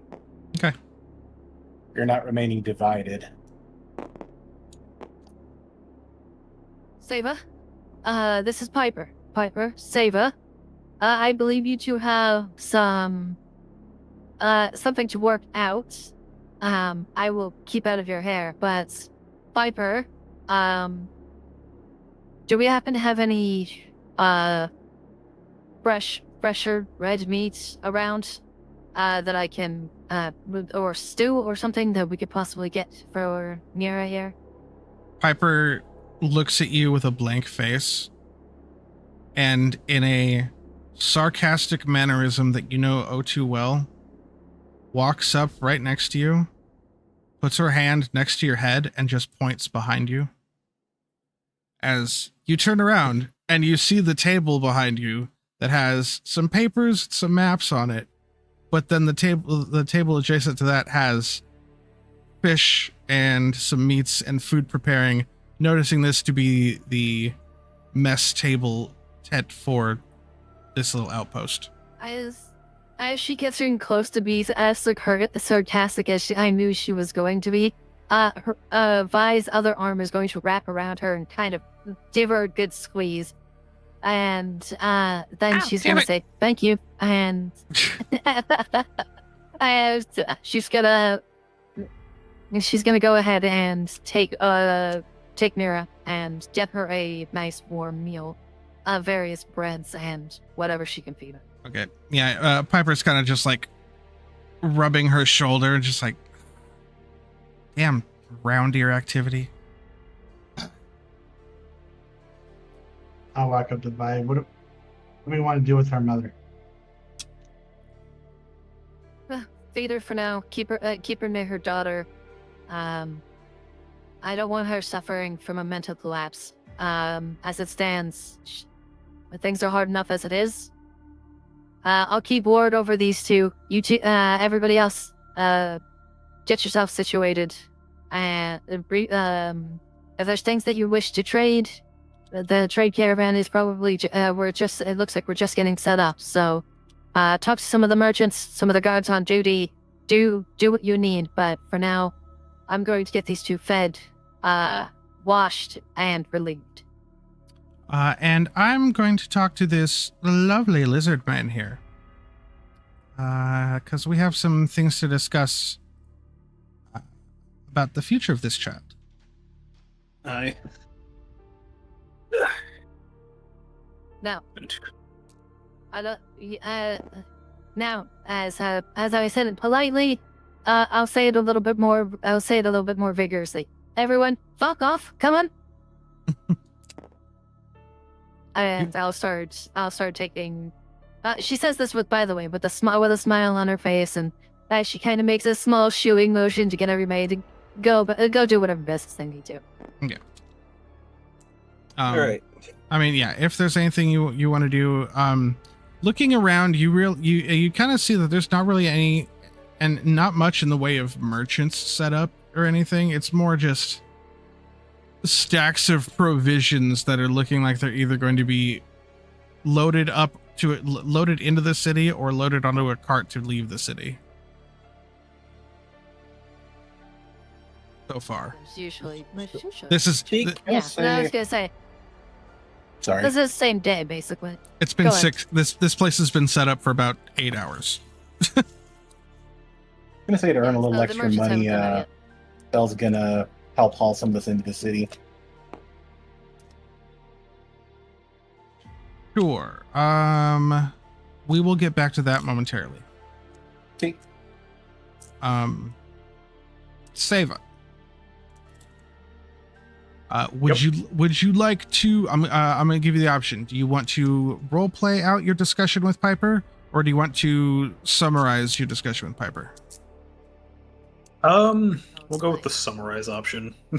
Okay. Damn it. Through discussing things with Piper, you both kind of come to a realization that a realization about Mira that you think will be beneficial to all parties involved, except for maybe the mother, but her wants and needs kind of weren't being taken into account in any of this. But you think that'll be good for the future of the girl and a good way to keep her healthy moving forward. Which I guess if you, I'm sure you would immediately relay it to the rest of the party. So you think it would be best if Piper takes Mira on as an apprentice aboard the Yellow Jacket and can teach Mira how to make the medicines that she'll need to keep herself safe and alive. Mira will be on board a vessel that has constant trade with other places and will have ample supplies and resources to be able to continue to make that medicine. Instead of relying on hopefully foraging some and possibly running out while out and about other places. And possibly giving this girl a future that doesn't involve cannibalism. Yep. Which, when you mentioned to Piper, she kind of blocks that and is just shocked, but it's like, maybe we'll leave that aspect of this girl's past in the past. It doesn't sound like it was her choice. The mother, however, will not be allowed aboard our ship. I'm sure I can speak for my sister and anyone else in charge making that call. And Sava just kind of nods. Okay. Difficult thing is she's on the verge of a mental collapse right now. Kind of realizing that what she's done has not been the correct choice, we'll say. Well, the people in this town kind of seem to look down on activities like that, and they might want justice. You should probably go talk to that old orc lady. What was her name? Arcadia? Acra. It occurs to me as she's saying this to you, Sava, that you probably don't fucking know. Elder Acadona, the orc woman in charge of Okros. Very well. I'll see what can be done. I kind of overheard that part of the conversation. I already started walking to Okros to speak with her. Because my character's opinion, she needs to be put on trial. Okay, so during the whole everyone splitting up and doing their stuff, you walked off to Okros? Correct. Okay. We'll get to you in a second. That's covered. Seek, what are you doing?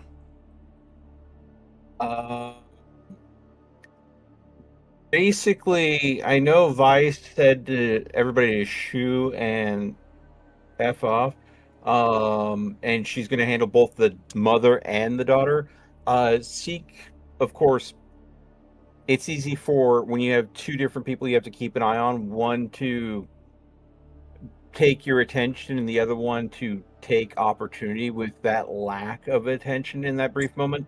So Seek is going to be within line of sight, not crowding, just line of sight, but a little ways away. He'll have one of his books out that he'll be making a show of studying it, but really he's just off to the side, keeping an eye to make sure that the mother doesn't take an opportunity to, in her mentally unstable state, to do something really stupid. Fair enough. So, Belle, what are you doing? I believe he's earning a little extra by helping haul some of the stuff. Okay, so yeah, you actually you get told if you could grab those 2 crates full of iron, I know the blacksmith would really appreciate it. Oh, Bella's going to perk up on hearing blacksmith. Well, that's a good, quite the coincidence. I was interested in visiting the blacksmith. Sure, I can take those. Your giant self picks up a crate of iron ingots under each arm and walks off. Oddly enough, only a couple feet behind Anasticus, as he was listening on this conversation, kind of, and then also decided to take off. So you two are both headed off towards Okros. Bye. Is there anything you want to do real quick before I switch to the Anasticus and Bell and Okros scene? I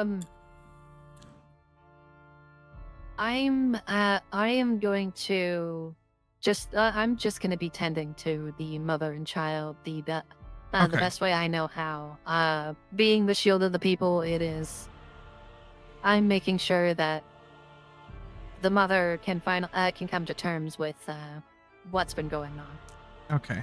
I would say you probably sat the girl down here near the fire, sat the mother down near it, and so you're all kind of after making sure the girl had food. Of course. I would probably keep the girl. I would honestly probably keep the girl in my lap, and just like let her rest. Okay. Like if she was feeling tired, let her rest on me and what have you. Okay, which Melt probably would have you over here so you can keep an eye on what's going on, or are you hiding behind a tree? I don't want to be close to the fire. Fair That's enough. for sure. Mel, Yeah, you walked around and you are behind this gnarled tree. Yeah, I'll probably be like, I'll be sitting down and with my back against the tree with a book out, and basically making it look like I'm reading the book, but you're looking over the top of it. Yeah, keeping a good eye on the situation. Should something go sideways, I want to be able to be there. Okay. Bell and Anasticus.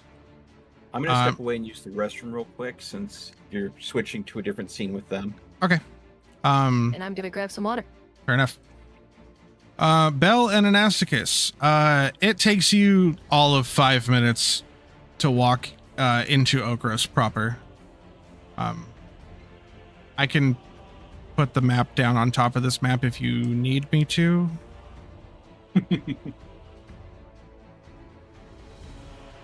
That was an actual question, somebody?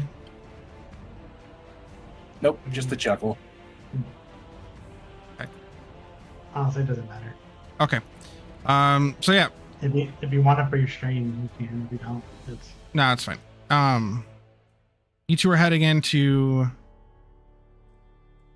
Okros. Are we kind of like walking in together, or is he a little bit behind? He's a little bit behind, but only like 10 feet. And you definitely noticed that he was coming as well and carrying a couple big crates. I turn around. You got that, big boy? Yeah, I got this. He kind of, just to show off a little bit, kind of tosses the one lightly up in the air and catches it. Roll me a finesse roll. Oh boy. That's what I get for trying to show off. Finesse. Whoops, I meant to do the hope and fear, not that. Don't, you can clear your... Those other ones aren't clear. Those are... Oh, those are the ones that are stuck? 11 with hope. 11 with hope. Okay. I'm going to do this just so that it's... 11 with hope. Okay. Yeah, you... a couple of the ingots kind of like almost bounce out as you catch the crate back, but then they slide back into place.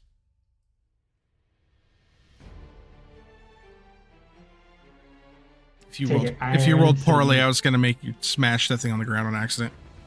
Whoops. Yeah, just happened over to the blacksmiths. I hope you find something good. Or, well, besides the delivery. I'm going to head over to York. Okay. And tell her that we need to put this... I'm telling this to Belle. And tell her that we have a lady that needs to stand for trial. I don't know if I will like it, but I believe she needs to at least have trial for her actions. Right. But I didn't see what you and I saw, especially what you saw. Yeah, Belle's gonna visibly shudder at that. Yeah, I've seen enough of that in my time. Never gets any easier. Okay. So I'll you're break off. separating even further to one of you going to Elder Akadona, the other going to the blacksmith. Okay.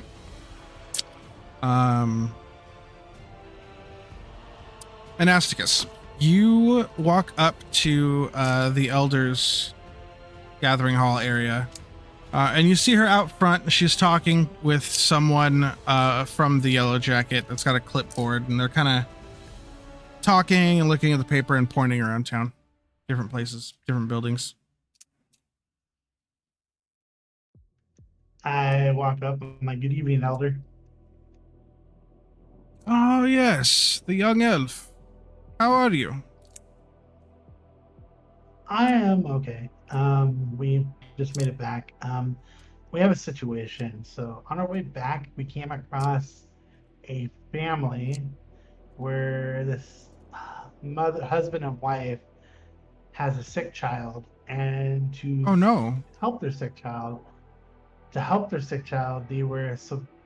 they decided to. It's hard. Like it's hard for him to speak it without getting angry. Mm-hmm. They became cannibals, I guess you could say, and fed their child. You see both her and the crew member of the Yellow Jacket take a visible step back. Like, I'm sorry, what?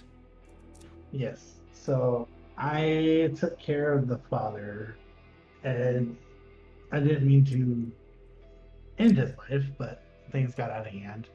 But we have the mother here as prisoner, and I believe she needs at least stand trial for her actions. We are taking the kid under our wings, at least Baez, the other elf, is. And we're protecting the girl. At the mention of Vi, the crew member from the Yellow Jacket kind of stiffens up and stands up a little straighter. I kind of look up relaxed. She's here in the town. She's at the station. You can shrug your shoulders a little bit. It's okay. I won't tell her. She's always nearby. She'll notice. He's kind of side-eyeing like the outskirts of the town, just like where. Those are my boys.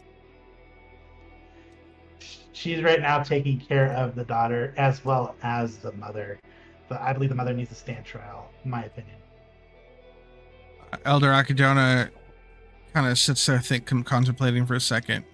She looks at the crew member and it's like, we don't really have a traditional trial set up here other than just letting the townsfolk decide.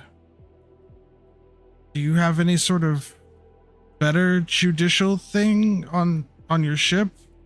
And the crew member looks over and goes, I'm sorry, ma'am. We do, but land business is land business. We can't be... If we start trying to be judge and jury over your village, other villages we trade with might worry that we're going to impose rule on them. It becomes a problem. We can't. And this is going to have to be a you thing. Miss Elder, I have a question for you. Yes. I know, at times we live, and missing people is not it's more common than not. But I kind of agree with you that the trial by the people should happen here. Not only did in their house we found, not only are they killing adults, they were killing children as well. You see the elder straight up falter, almost like losing her like weakness in her legs, losing her step. And the crew member very quickly helps her stand straight with his left hand, but his right hand you can see is starting to white knuckle this clipboard as he's just muttered, "Not our business, not our business, not our business." She's like, "Okay, I will gather the townsfolk for an emergency assembly at the base of the pyre. Bring her forward as soon as you can. I will do I'd that. rather this not be a long thing that the town has to deal with for days. This needs to be handled."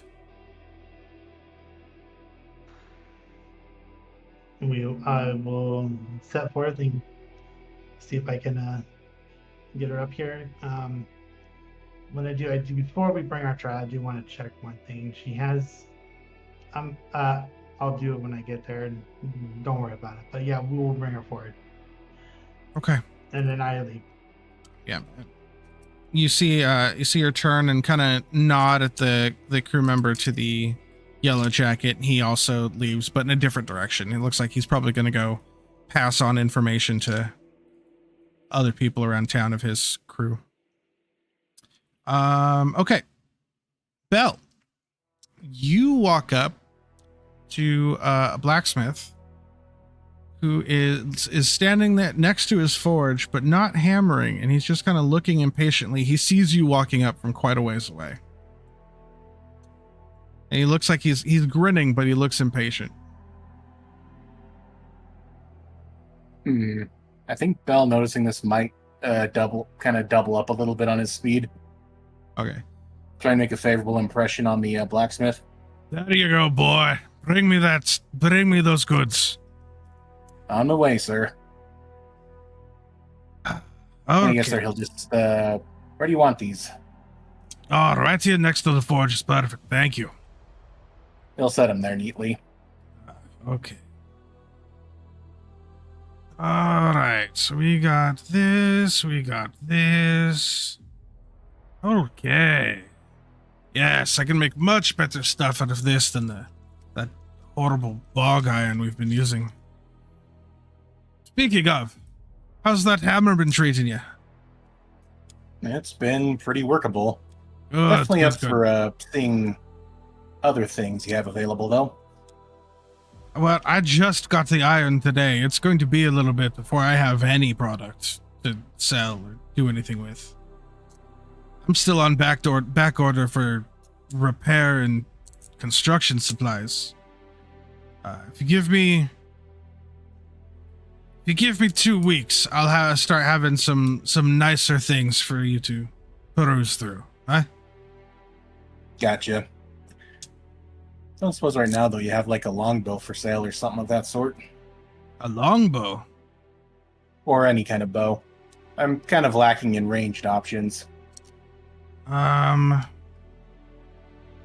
might have something. It's going to look kind of silly on you, though. I mean, I'll take what I can get. He starts rummaging through a pack. Pulls out a small hand crossbow. That's literally yes. I It mean, barely Bell fits your big meaty mitts. I mean, all Bell needs to do is get a leather belt and strap it to his wrist. Nobody will notice it. You gonna Spider-Man fire that? What are you going on with? Yeah, pretty There it much. is. There it is. Yeah. I mean, just a bit of sinew there, just to wrap around the trigger and put it around his finger. Instead of a hidden blade, a hidden gun. Yeah, hidden That's- crossbow. That's actually kind of funny. I mean, Search. There we go. No one expects the big giant with the big fucking mallet to suddenly flick his wrist and end up shooting a hidden hand crossbow that he's got strapped to his wrist. Exactly. I was gonna It say. is definitely I was gonna say. not what you would expect. Sorry.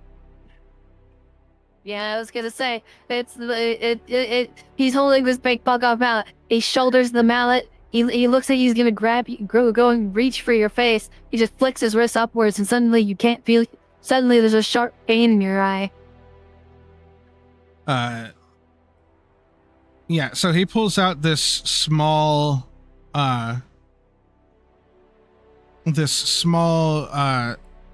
second-hand crossbow, and it's just like, well, I could give you this, and you know what? It's honestly kind of a piece of shite, and it's in bad repair.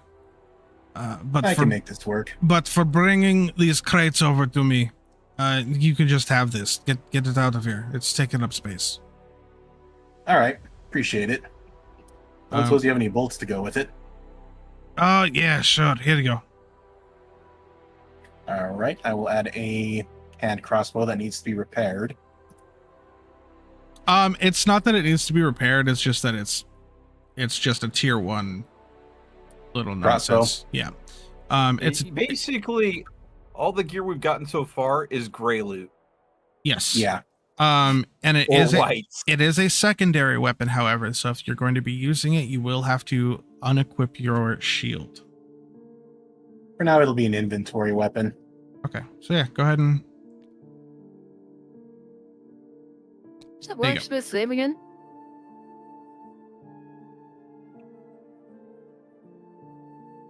There we I'm go. sorry. I don't think anybody caught that. What were you asking, Marine? What was the blacksmith's name again? The blacksmith's name was Gerald One Eye. That was a Is- G or a J? A J. He's a dark-skinned with red curly hair that's been like burned off in certain like uneven places. And he's got he's called One Eye, but he has both of his eyes. I don't want to know how I got the name. I really don't. There's alcohol involved. And a dare. Probably. Or Yeah. Rovan. Rovan also could have been involved. Yeah. Then You never know when Rovan is involved. okay. Any nickname could be explained by by just saying it was Rovan.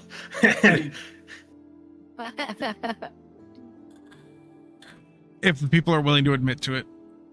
If the people are, you basically have to be willing to admit that you lost against Rovan. Yeah, okay. Are you hanging out there still, or are you headed back, Belle? Aside from having him inspect the hammer real quick to make sure that it's still holding up, other than that, he's going to head back. He looks over your hammer a little bit.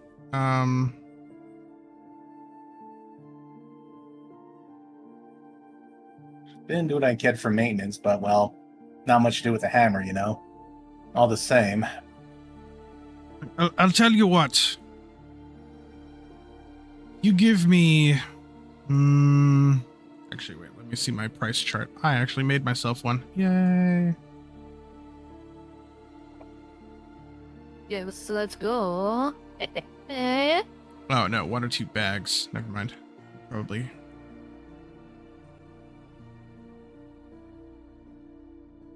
If you can come up with a bag of gold and leave me your hammer, I'll do some work on it. Got anything for me to use in the meantime? I just handed you a crossbow. Yeah, the things I've been fighting, though, have been a lot bigger than a crossbow could probably handle. He kind of explains the giant plant they ran into. Ugh. You hit a plant with a blunt instrument? Yeah, it worked. Not enough. Don't have any. I don't have any loner weapons, no. But because it's not working from scratch, if you come back tomorrow, I'll put an expedite. I'll expedite this. You seem to first you handled whatever that was in the woods and stopped the damn screaming. Now here you are again. I hear that your group is partially involved with why we're having more supplies. So you're doing good things around Okros. I'll put a priority order on it. I can't give you the work for free, but Oh no, I don't expect it for free, good sir. you leave me the hammer, I'll work on it. You come back tomorrow with a bag of gold, and I'll give it to you. Understood.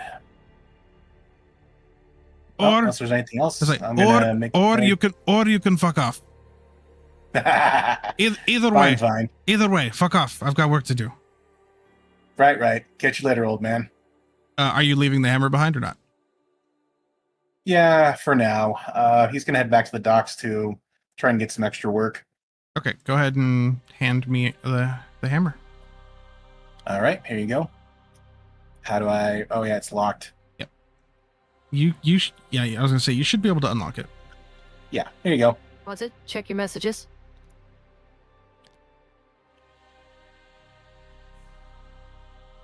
Ooh, a little less pompadour-y. I can shape it more like braids if you like. That's probably better. Or even just I remember one- slicked back might be. Hmm. You're trying to what? Gotcha. Sorry. There's a cat merchant in Fear and Hunger that I'm kind of imagining.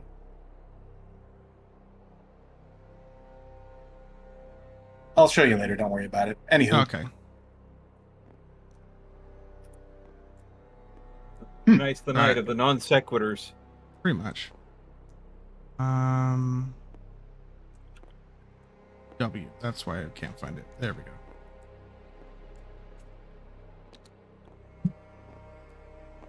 The wrap. Tap. Okay, there we go. Tap. I Wrap. Tap. wanted to put that Tap. away so it was prepped. Okay, so you're heading back into the Trade post. Okros encampment outside of town, back here. heading back to the docks for some extra work. Won't take too much to get the bag of gold. All right. During that point, I imagine. Well, the docks are like a day away. Remember, that's all the way back out of the ship. Or they're hauling stuff in, I guess, would be more accurate. For now, you'll come up here. Seva, while they were talking to people, I imagine you came out and kind of told Vi the idea they had for. Go ahead. Yes. Saber goes ahead and just approaches Vi and just like, so me and Piper have come to the conclusion that what would be best for the girl is that Piper takes her on as an apprentice. You can see almost like a hardened expression kind of go over Vi's face before it softens a little bit. If it came from anyone else but my sister. Yes, I agree. But first, maybe we discuss this in a little bit. Is Mira asleep or no? No, Mira's wide awake. Okay. But she is looking around nervously at all of the. She's not used to being around so many people at once, and she is trembling slightly despite being near a warm fire. Vi will look to Seva and say, "Do you mind bringing my sister here momentarily, so that way I can I want to introduce Mira properly, if you don't mind." I can do that. I Okay. appreciate it, Seva.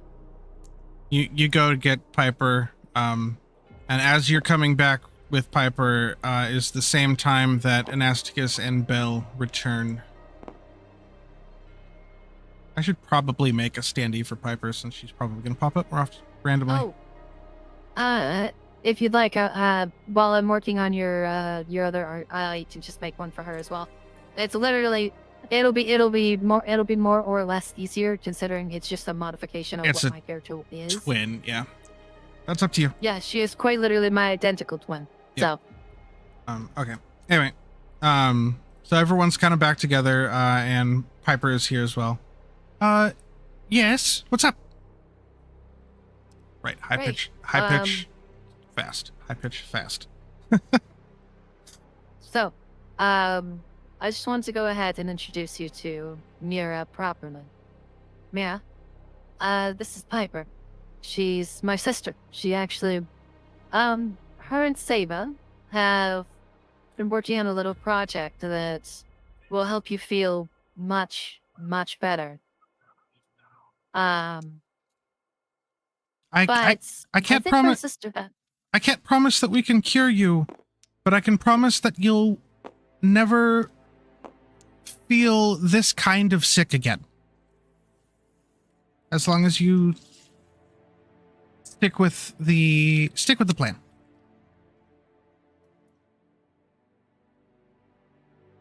And you'll never have to, now. as Piper kind of glances over at the mom and glares, you'll never have to fix it the old way.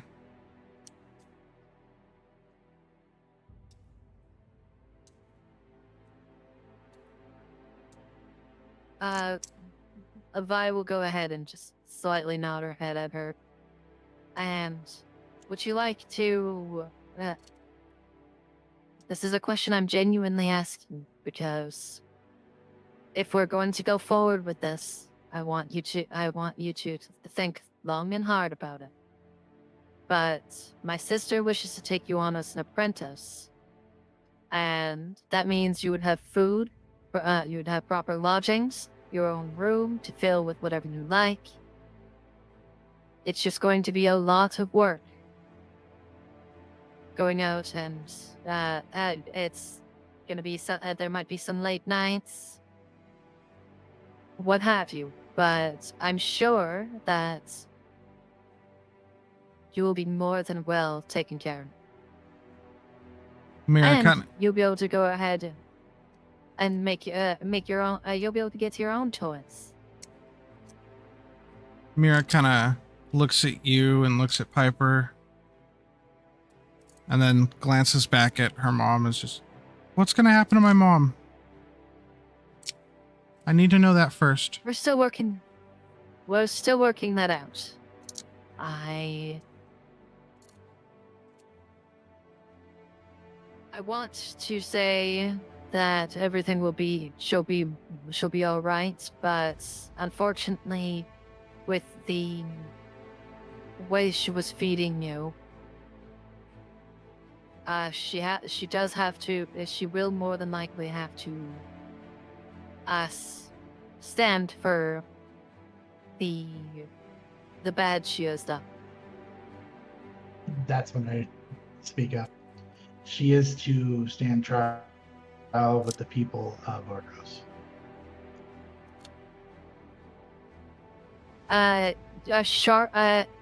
almost sharp-looking eye glance over at Anastakis, as Vi looks at in kind of a sickly sweet tone, says, "I see that you've gone and made preparations without me."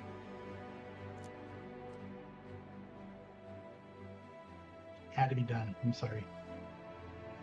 She drops the slight glare.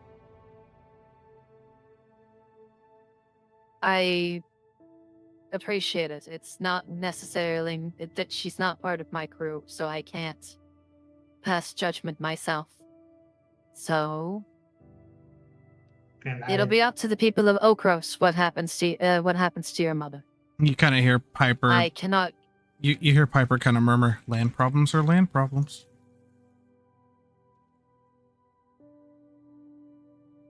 I did tell the work lead I want to do something first beforehand, and I'm gonna use an arcane because she's been muttering herself and all that. I'm gonna do an arcane sense, see if I sense anything corrupting her mind. The mother. You're searching for magic?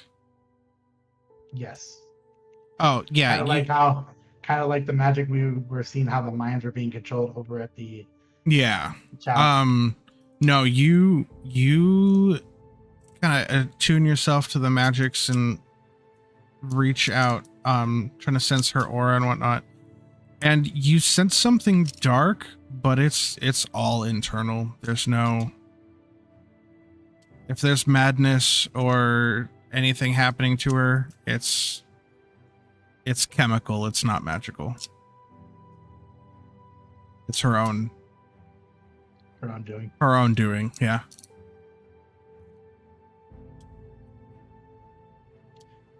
And then I look back at, I felt like she at least could stand trial.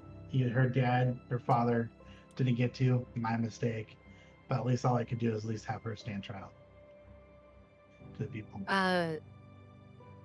Vine will actually smile at Anastas. You did well. I appreciate you. And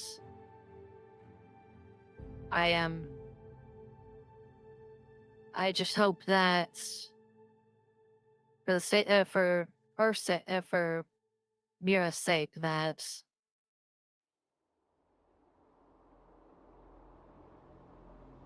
she cuts herself off, looking a little downtrodden. Come now, we'll think more on this later. You all haven't probably had something decent to eat since we left the ship beforehand. Now, sit. Get yourself something to eat. Then we'll proceed. At If that, I may, Deuce, Mhm. go ahead. No, you go ahead.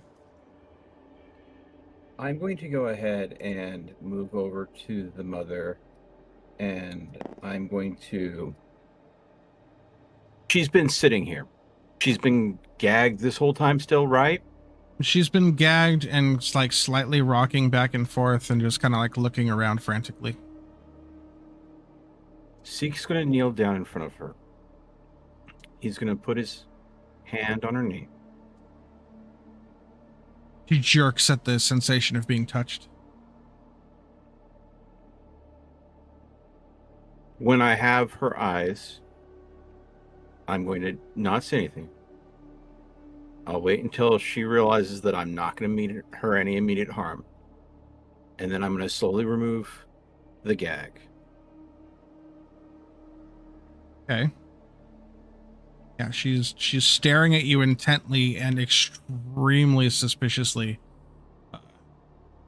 especially given your appearance. You have a choice. Your daughter has an opportunity for a better future, a career, where she gets the treatment she needs. But the things that have happened in the past have a cost. You can set her free to a good life, but you will have to speak with the people of the local village about what you've done, and they will decide your fate. But this is your opportunity to choose how your daughter remembers you.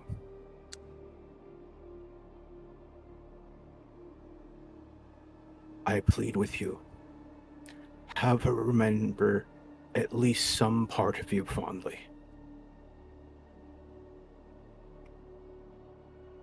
He's going to say that very quietly, just to her, and then he is going to slowly untie her.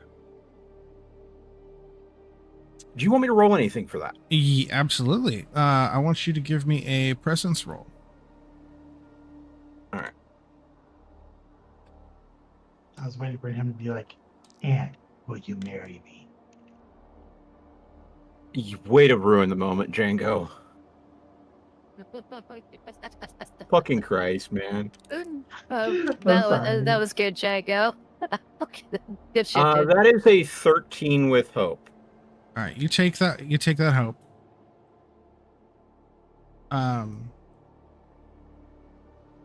She doesn't say anything in response, but as you start trying to untie her, you get the rope that's around her body untied, and then as you move to her hands, she pulls it away. She pulls her hands away from you, leaving them tied, and it's like, I'm gonna stand trial. They're gonna drag me in there. It is what it is.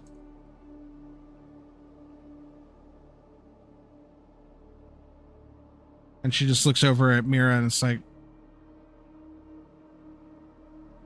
do whatever you think is best, sweetheart.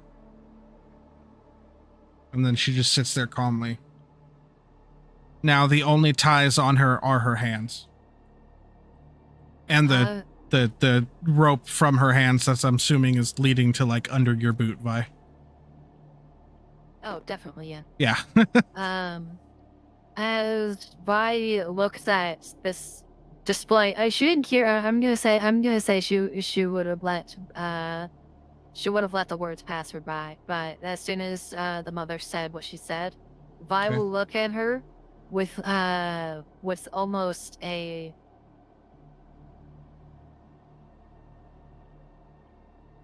she'll look to her and just give her a solemn nod.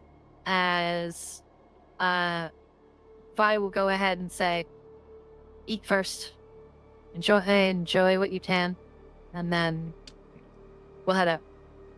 Yeah, as you all start gathering some food provisions real quick, you do start to notice the sound of a large crowd gathering inside Okros. It's not that far away, it's not that big a town. From here you can you get the impression that it's nearing time. Yes. I'll walk over to Bell, and only where he can hear me, and I'll be like, do you want to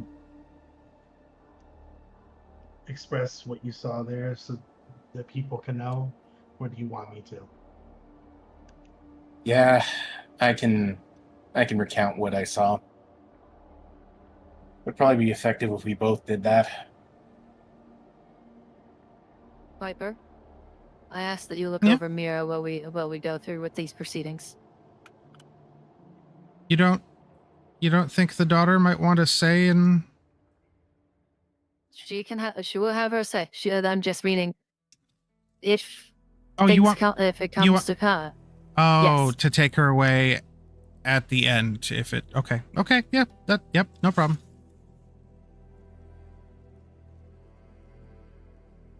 You see Piper kind of glance out the door and it's like, well, let's get the nastiness over with. Yep. I have plants to play with. Just kind of giggles to herself at what she thinks is a funny joke. She'll get a giggle out of Vi as well. All right. She's got what the plants crave. She's God damn it. Piper absolutely has God what damn plants crave. And it's definitely not Brondo. Fucking Christ.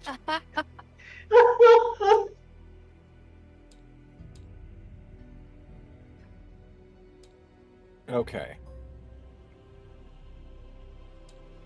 All right. Obviously not to the same scale that everything else was just at, but Yeah.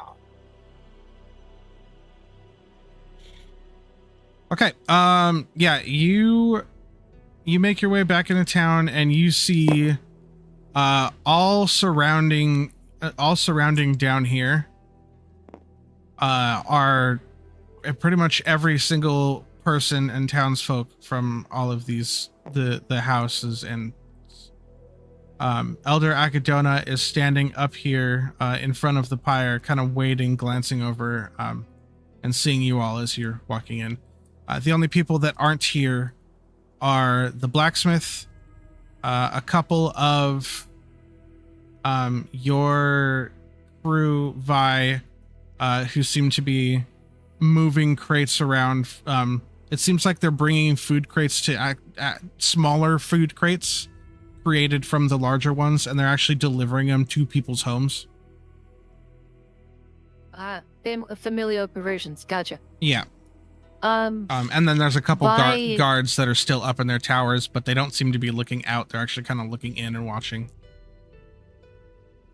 Vi will hand the rope off to someone else beforehand, but she is going to go over to the elder Akadona. Mm-hmm. And she will say, I have the guilty party. Do you have an acting headsman? No, typically it's only happened twice in the past 30 years, but typically if it comes to that, they go, and she kind of just nods her head behind her at the pyre.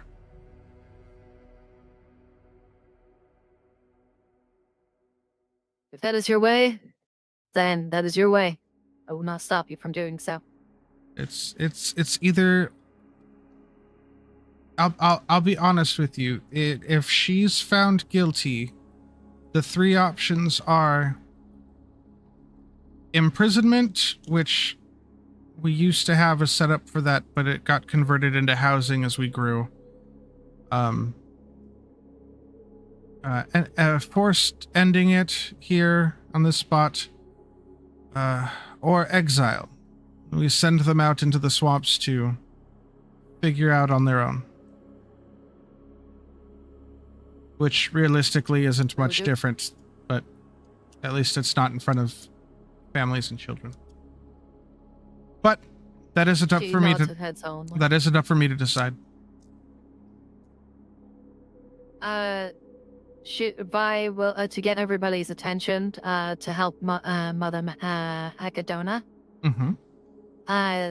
She is going to take her halberd, the bottom part of the halberd, and she's going to get everyone's attention. She's going to slam it twice on the stone in rapid succession. Okay. On the stone. Yeah. The sudden loud clanging of this, not an unusual sound, especially because a small town, walled-in town, having a blacksmith, they're used to very similar noises. But the sudden happening of it right in front of them, everyone kind of quiets down and looks up at the. Most of them were already starting to look over at you because it's like, oh, hey, things are happening in front of us. But now the town is silent, just watching. Probably about 60 people. Vi will look to Elder Akadona and give her a nod before putting on rebinding the halberdier back and waiting.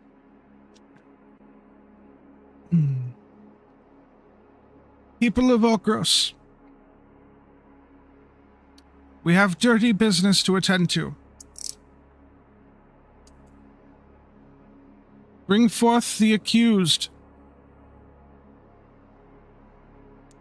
I will assume that I gave the rope to Belle. Okay. So because I know that you don't want to get near fire. Then. Belle I don't want to very get near the fire. Sorry. Belle will very grimly walk with the mother, almost procession-like, and present the lead to whoever's... Actually, no, he'll just stand fast on top there, holding her in place. Up here by the fire? Yeah. Okay. Seva's gonna stay back with Seek and the child. And Piper. And Piper. Yeah. Yeah.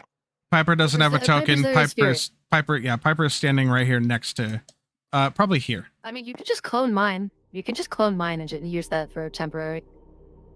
Clone it, rename it Piper. It's fine. It's not. I there's so many people that that aren't tokens right now. It's not that big a deal. Okay. Insert crowd of people here. Okay. Elder Akadona looks to you, Anasticus. It's like, what are the charges? The charges are for murder, cannibalism, not only to adults, but as to children as well. At the word cannibalism, the entire town kind of shudders and starts murmuring a little bit.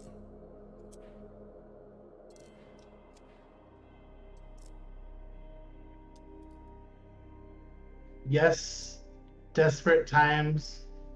These are desperate times, but she chose a way that she should not have chosen.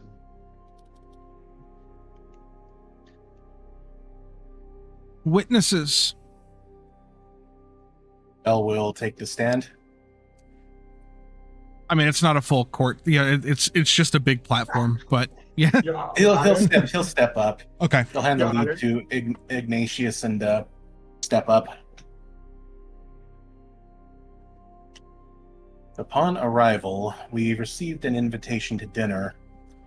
Before this, there was some very suspicious circumstances. They had sent out their daughter to retrieve herbs and such, is what their explanation was. When we had arrived, after searching for her for many hours, she was nearly taken and consumed by a plant monster out within the swamps. Upon subduing the creature and rescuing her, we were invited to dinner, whereupon there were many more suspicious behaviors, I guess I would put.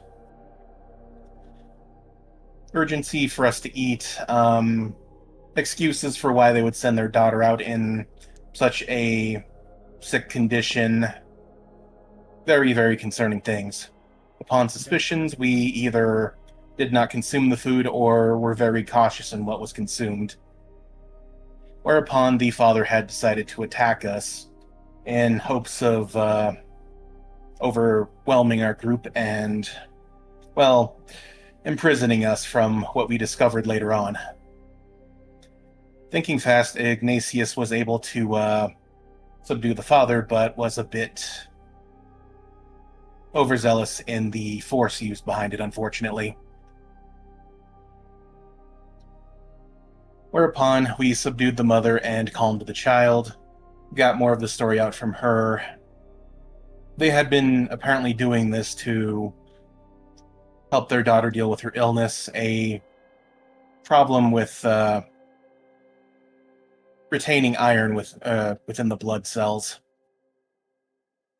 My good friend Sava was able to come up with a remedy that would help her overcome these needs, and even a basic diet of regular meat would have sufficed rather than this cannibalistic diet they had her on. The next morning, we had investigated the basement, whereupon we had located clothing that had come from not only numerous races, but from both adults and children. At that, the town folks start going from like disgusted murmuring to agitated unrest. Further investigation had produced a winding pathway filled with traps that indicated that they were to keep whatever was captured stuck to remain within rather than to keep us out. At the end, he kind of braces for support, visibly going pale. Bio dip him said support. Located a holding chamber for the victims that was bathed within blood and smelled strongly of copper. Many of the devices strewn about, and quite a few of them having been apparently used fairly recently. He takes a sec to kind of catch his breath. After such recourse, it was ordered that the house was to be burned and hopefully the land to reclaim the stain of evil that permeated the premise. At this point, he's visibly trying not to throw up. With that, I will look to him and say, the first-hand accounts have been presented and charges have been dealt. Naskis needs to go here. Naskis, At do you that, have though, anything else Bell to is say? kind of he'll motion for Naskis to continue, and he's taking some gulps of air to try and get some color back into him. We do want to know also their daughter is only 11. Right? 11. Mhm. Yeah, Their daughter is only 11. the mom kind of winces at that fact. Is only 11 years old. So one, sending your 11-year-old alone in these times in this forest, that should be a no-no in the first place. Then yes, we do encounter, again, like we said, children clothing as well as adults. Fortunately for us, most of us did not participate in the food that they provided with us to poison us. Unfortunately, only one of ours did, which got our suspicion. They did poison one of our members, or not poison, but put to sleep one of our members. Sedation. Elder Akadona kind of looks up a little bit and goes, "Oh, directly grieved party. Your opinion needs to be involved with this."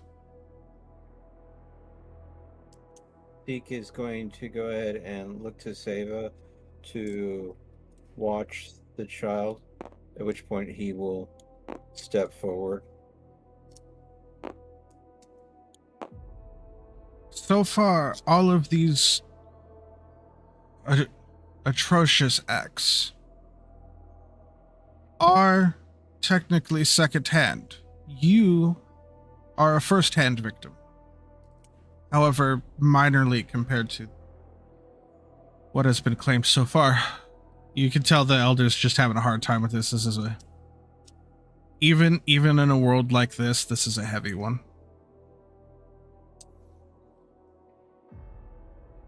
Bell, having had to do many of these kind of improv, knows the decorum a bit. As a directly affected victim of this woman,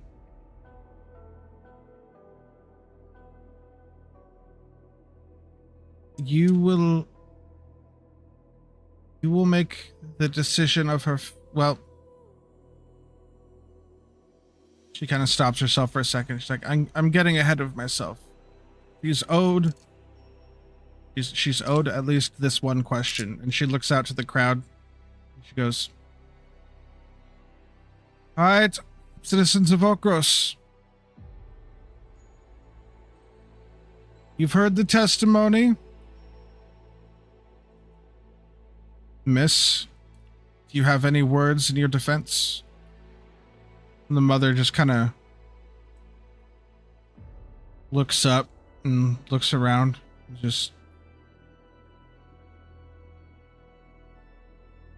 I wasn't aware there was another way.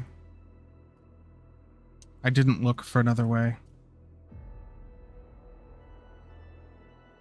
Oh, gods. And she just kind of looks back down at the ground. Elder Akadona goes, It's an admission of guilt. But people of Okros, innocent or guilty. And you just hear the whole crowd just start yelling, just guilty, murder, kill that bitch. Just a whole bunch of very angry cries out from people. To help quell the uproar, Vi will again brandish her halberd and then just give it the same two Okay. taps to. That everyone. Save it. Save it hearing how the crowd is reacting. He just kind of. He is going to sort of turn around and be facing Mira. Okay. Looking away from everything going on over there now. Mira looks up at you and says, "Is my mom gonna die?" I'll not mince words. Odds are yes. I'd been hoping the crowd would be a bit more favorable and like for her to be her fate left to the that of nature, but Mira's back there very focused on what's going on down here. It's close enough and everyone's loud enough that she can hear from there. Elder Akidona is like kind of gives you a nod vibe, like thanking you for the assistance. Goes, okay, aggrieved party. Akidona looks down at you, Seek.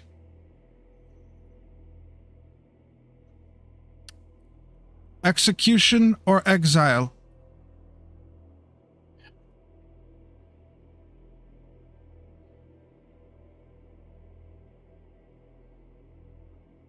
And the whole town just turns and looks at you, waiting. What has been committed? I struggle to forgive. But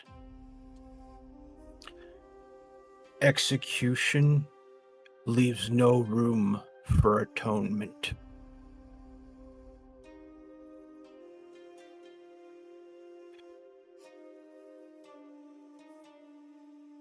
If there is any chance this woman has to mend her ways, to find a new path, to consider more options,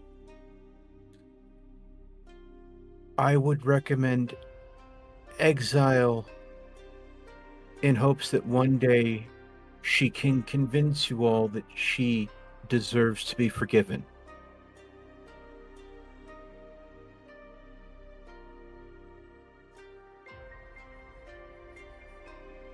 Elder Akidona's kind of nodding. Looks out at the crowd. It's just like, you've heard the judgment.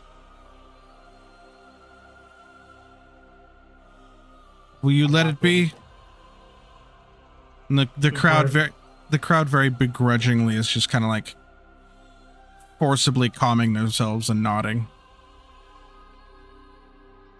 At this point, I walk over to Vi and I speak in Elvish, but low voice. I'm like, you do know these people are going to put a wanted hit list on her when she's exiled. That is not our problem. What they do with what you and the land decide to do with her is not of my concern. She is not my crew. Therefore, I cannot cast judgment on her. You see. They decide. Sorry, while you two are talking, you see Elder Akidona actually kind of tilts an ear and look over at you, watching it in comprehension, maybe? You don't be an elder without learning a few different languages. She continues. It Yep. is not my place to decide, and I will not go ahead. If they decide that they wish to put a hit out on her, or have assassins deal with her, or let the land take her, it is their problem, their prerogative. As the daughter will be part of my crew, my options only pertain to her, nothing more. And I will not step over my bounds to go ahead and claim a life that was not mine to claim.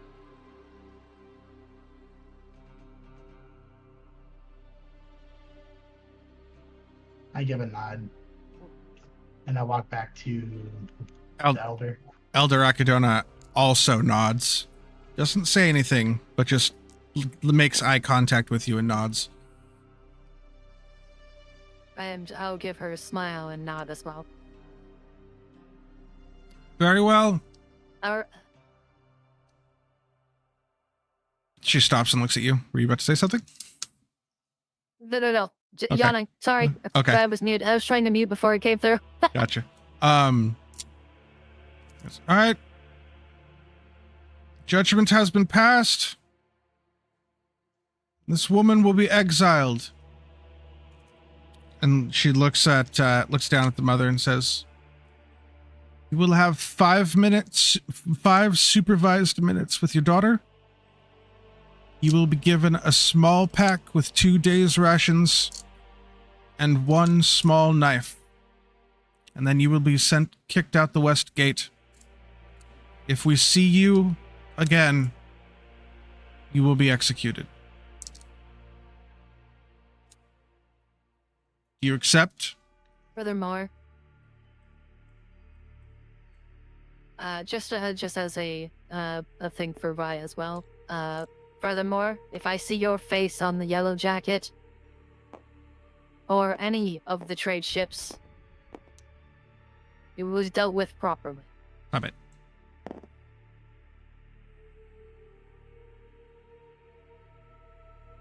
That's it. Okay. She just kind of nods and holds out her hands, accepting her fate. I walk her back to give her those 5 minutes. Okay. You see the crowd starting to disperse, but you also notice quite a few of them start heading over to this gate over here, and are kind of like lining the street expectantly. I walk over to Belle. Yeah. Walk over to Belle. We might want to clear this street up so she can get over.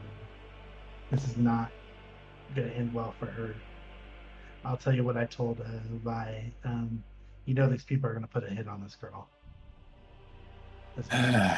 Yeah, doesn't feel right to have a cannibal nearby. Yeah, but our mushroom friend's very compassionate.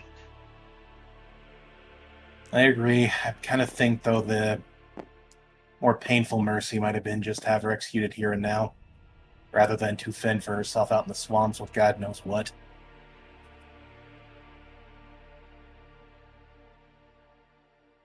Fortunately, But it's not a the verdict has been made. That was not our decision to make.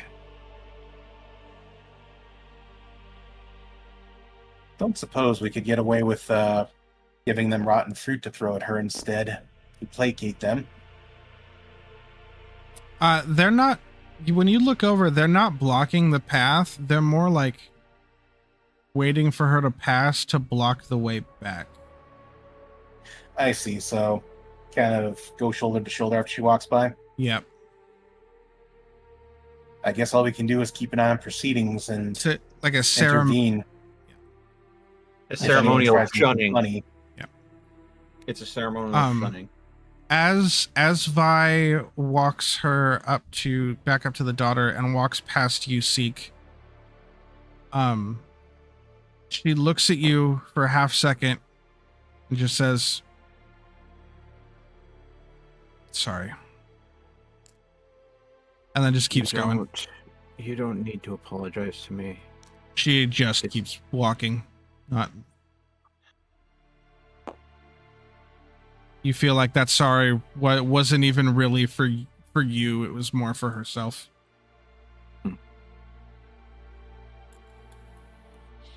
As we come over to Mira, I will look at all 3 standing there, Saya, Piper, and Mira, and I will say, Mira, you have 5 minutes to talk and say your goodbyes to your mother, as she is being exiled, not executed. She will not die here by the town's hand, nor anyone else's. She will fend for herself in the wilds. I heard it. Thank you. She looks at her mom and is just like,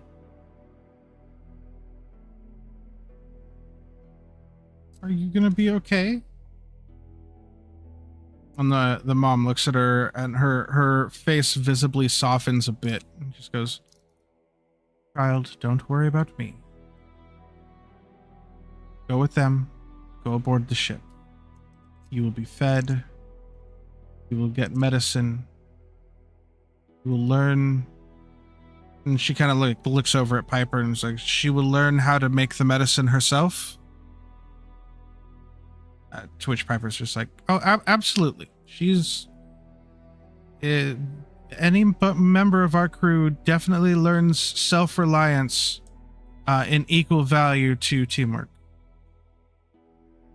Mom just kind of nods. It's like,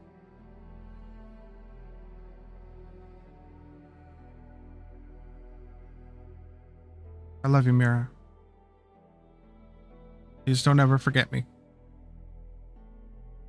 He goes up and holds her daughter just quietly.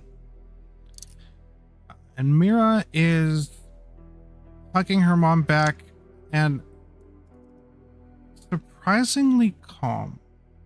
She's definitely sad. She's definitely upset, but there's also just this tinge of relief at knowing that her mother at least has a chance.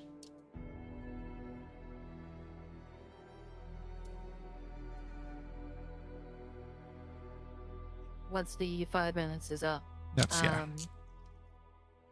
Vi will escort her.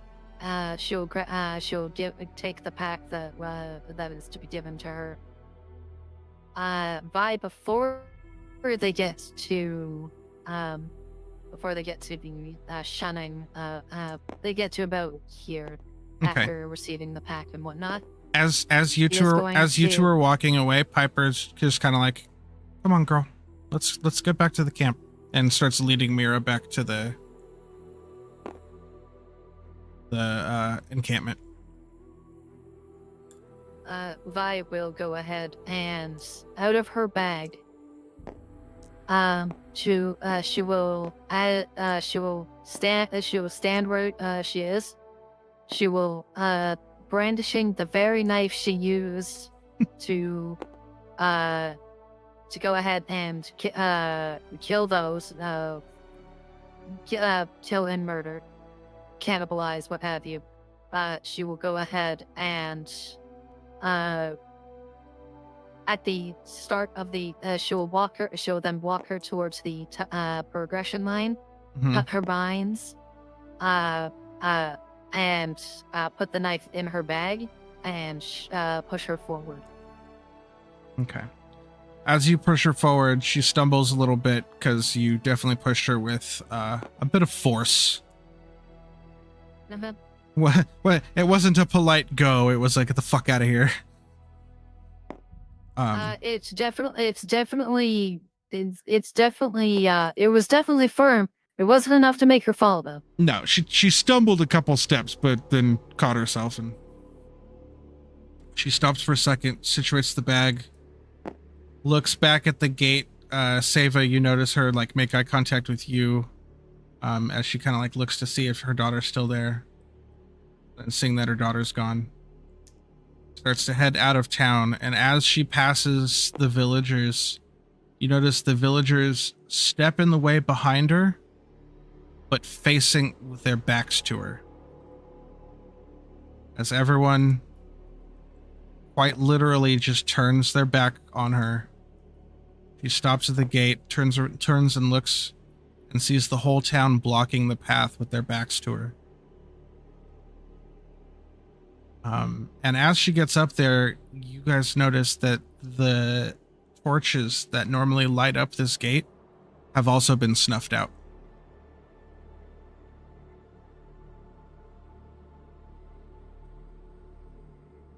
She heads off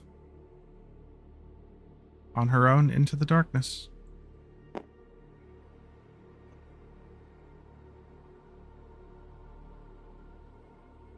The villagers start walking back do what they're doing. Back to their homes. It's about 5 p.m. now.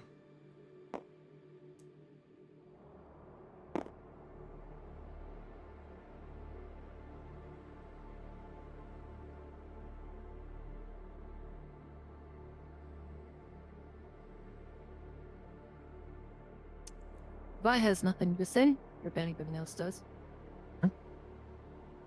You notice, Belle, you notice while you had been hanging out here in the center that Elder Acadona didn't even bother watching her leave.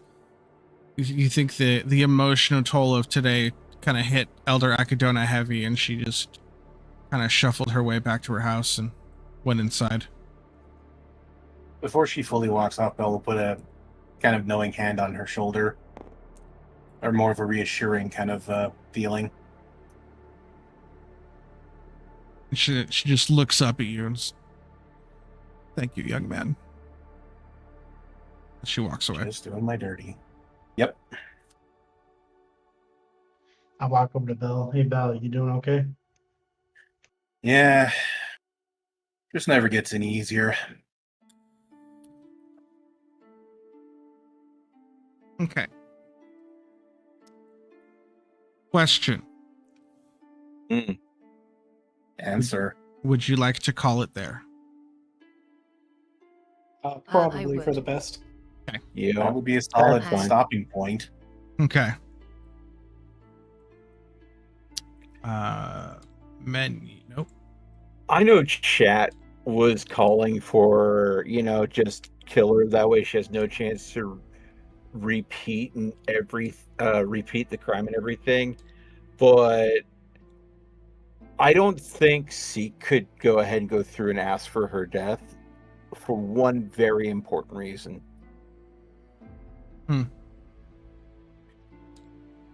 He can't handle that kid's last memory of their mother being thrown into a fire.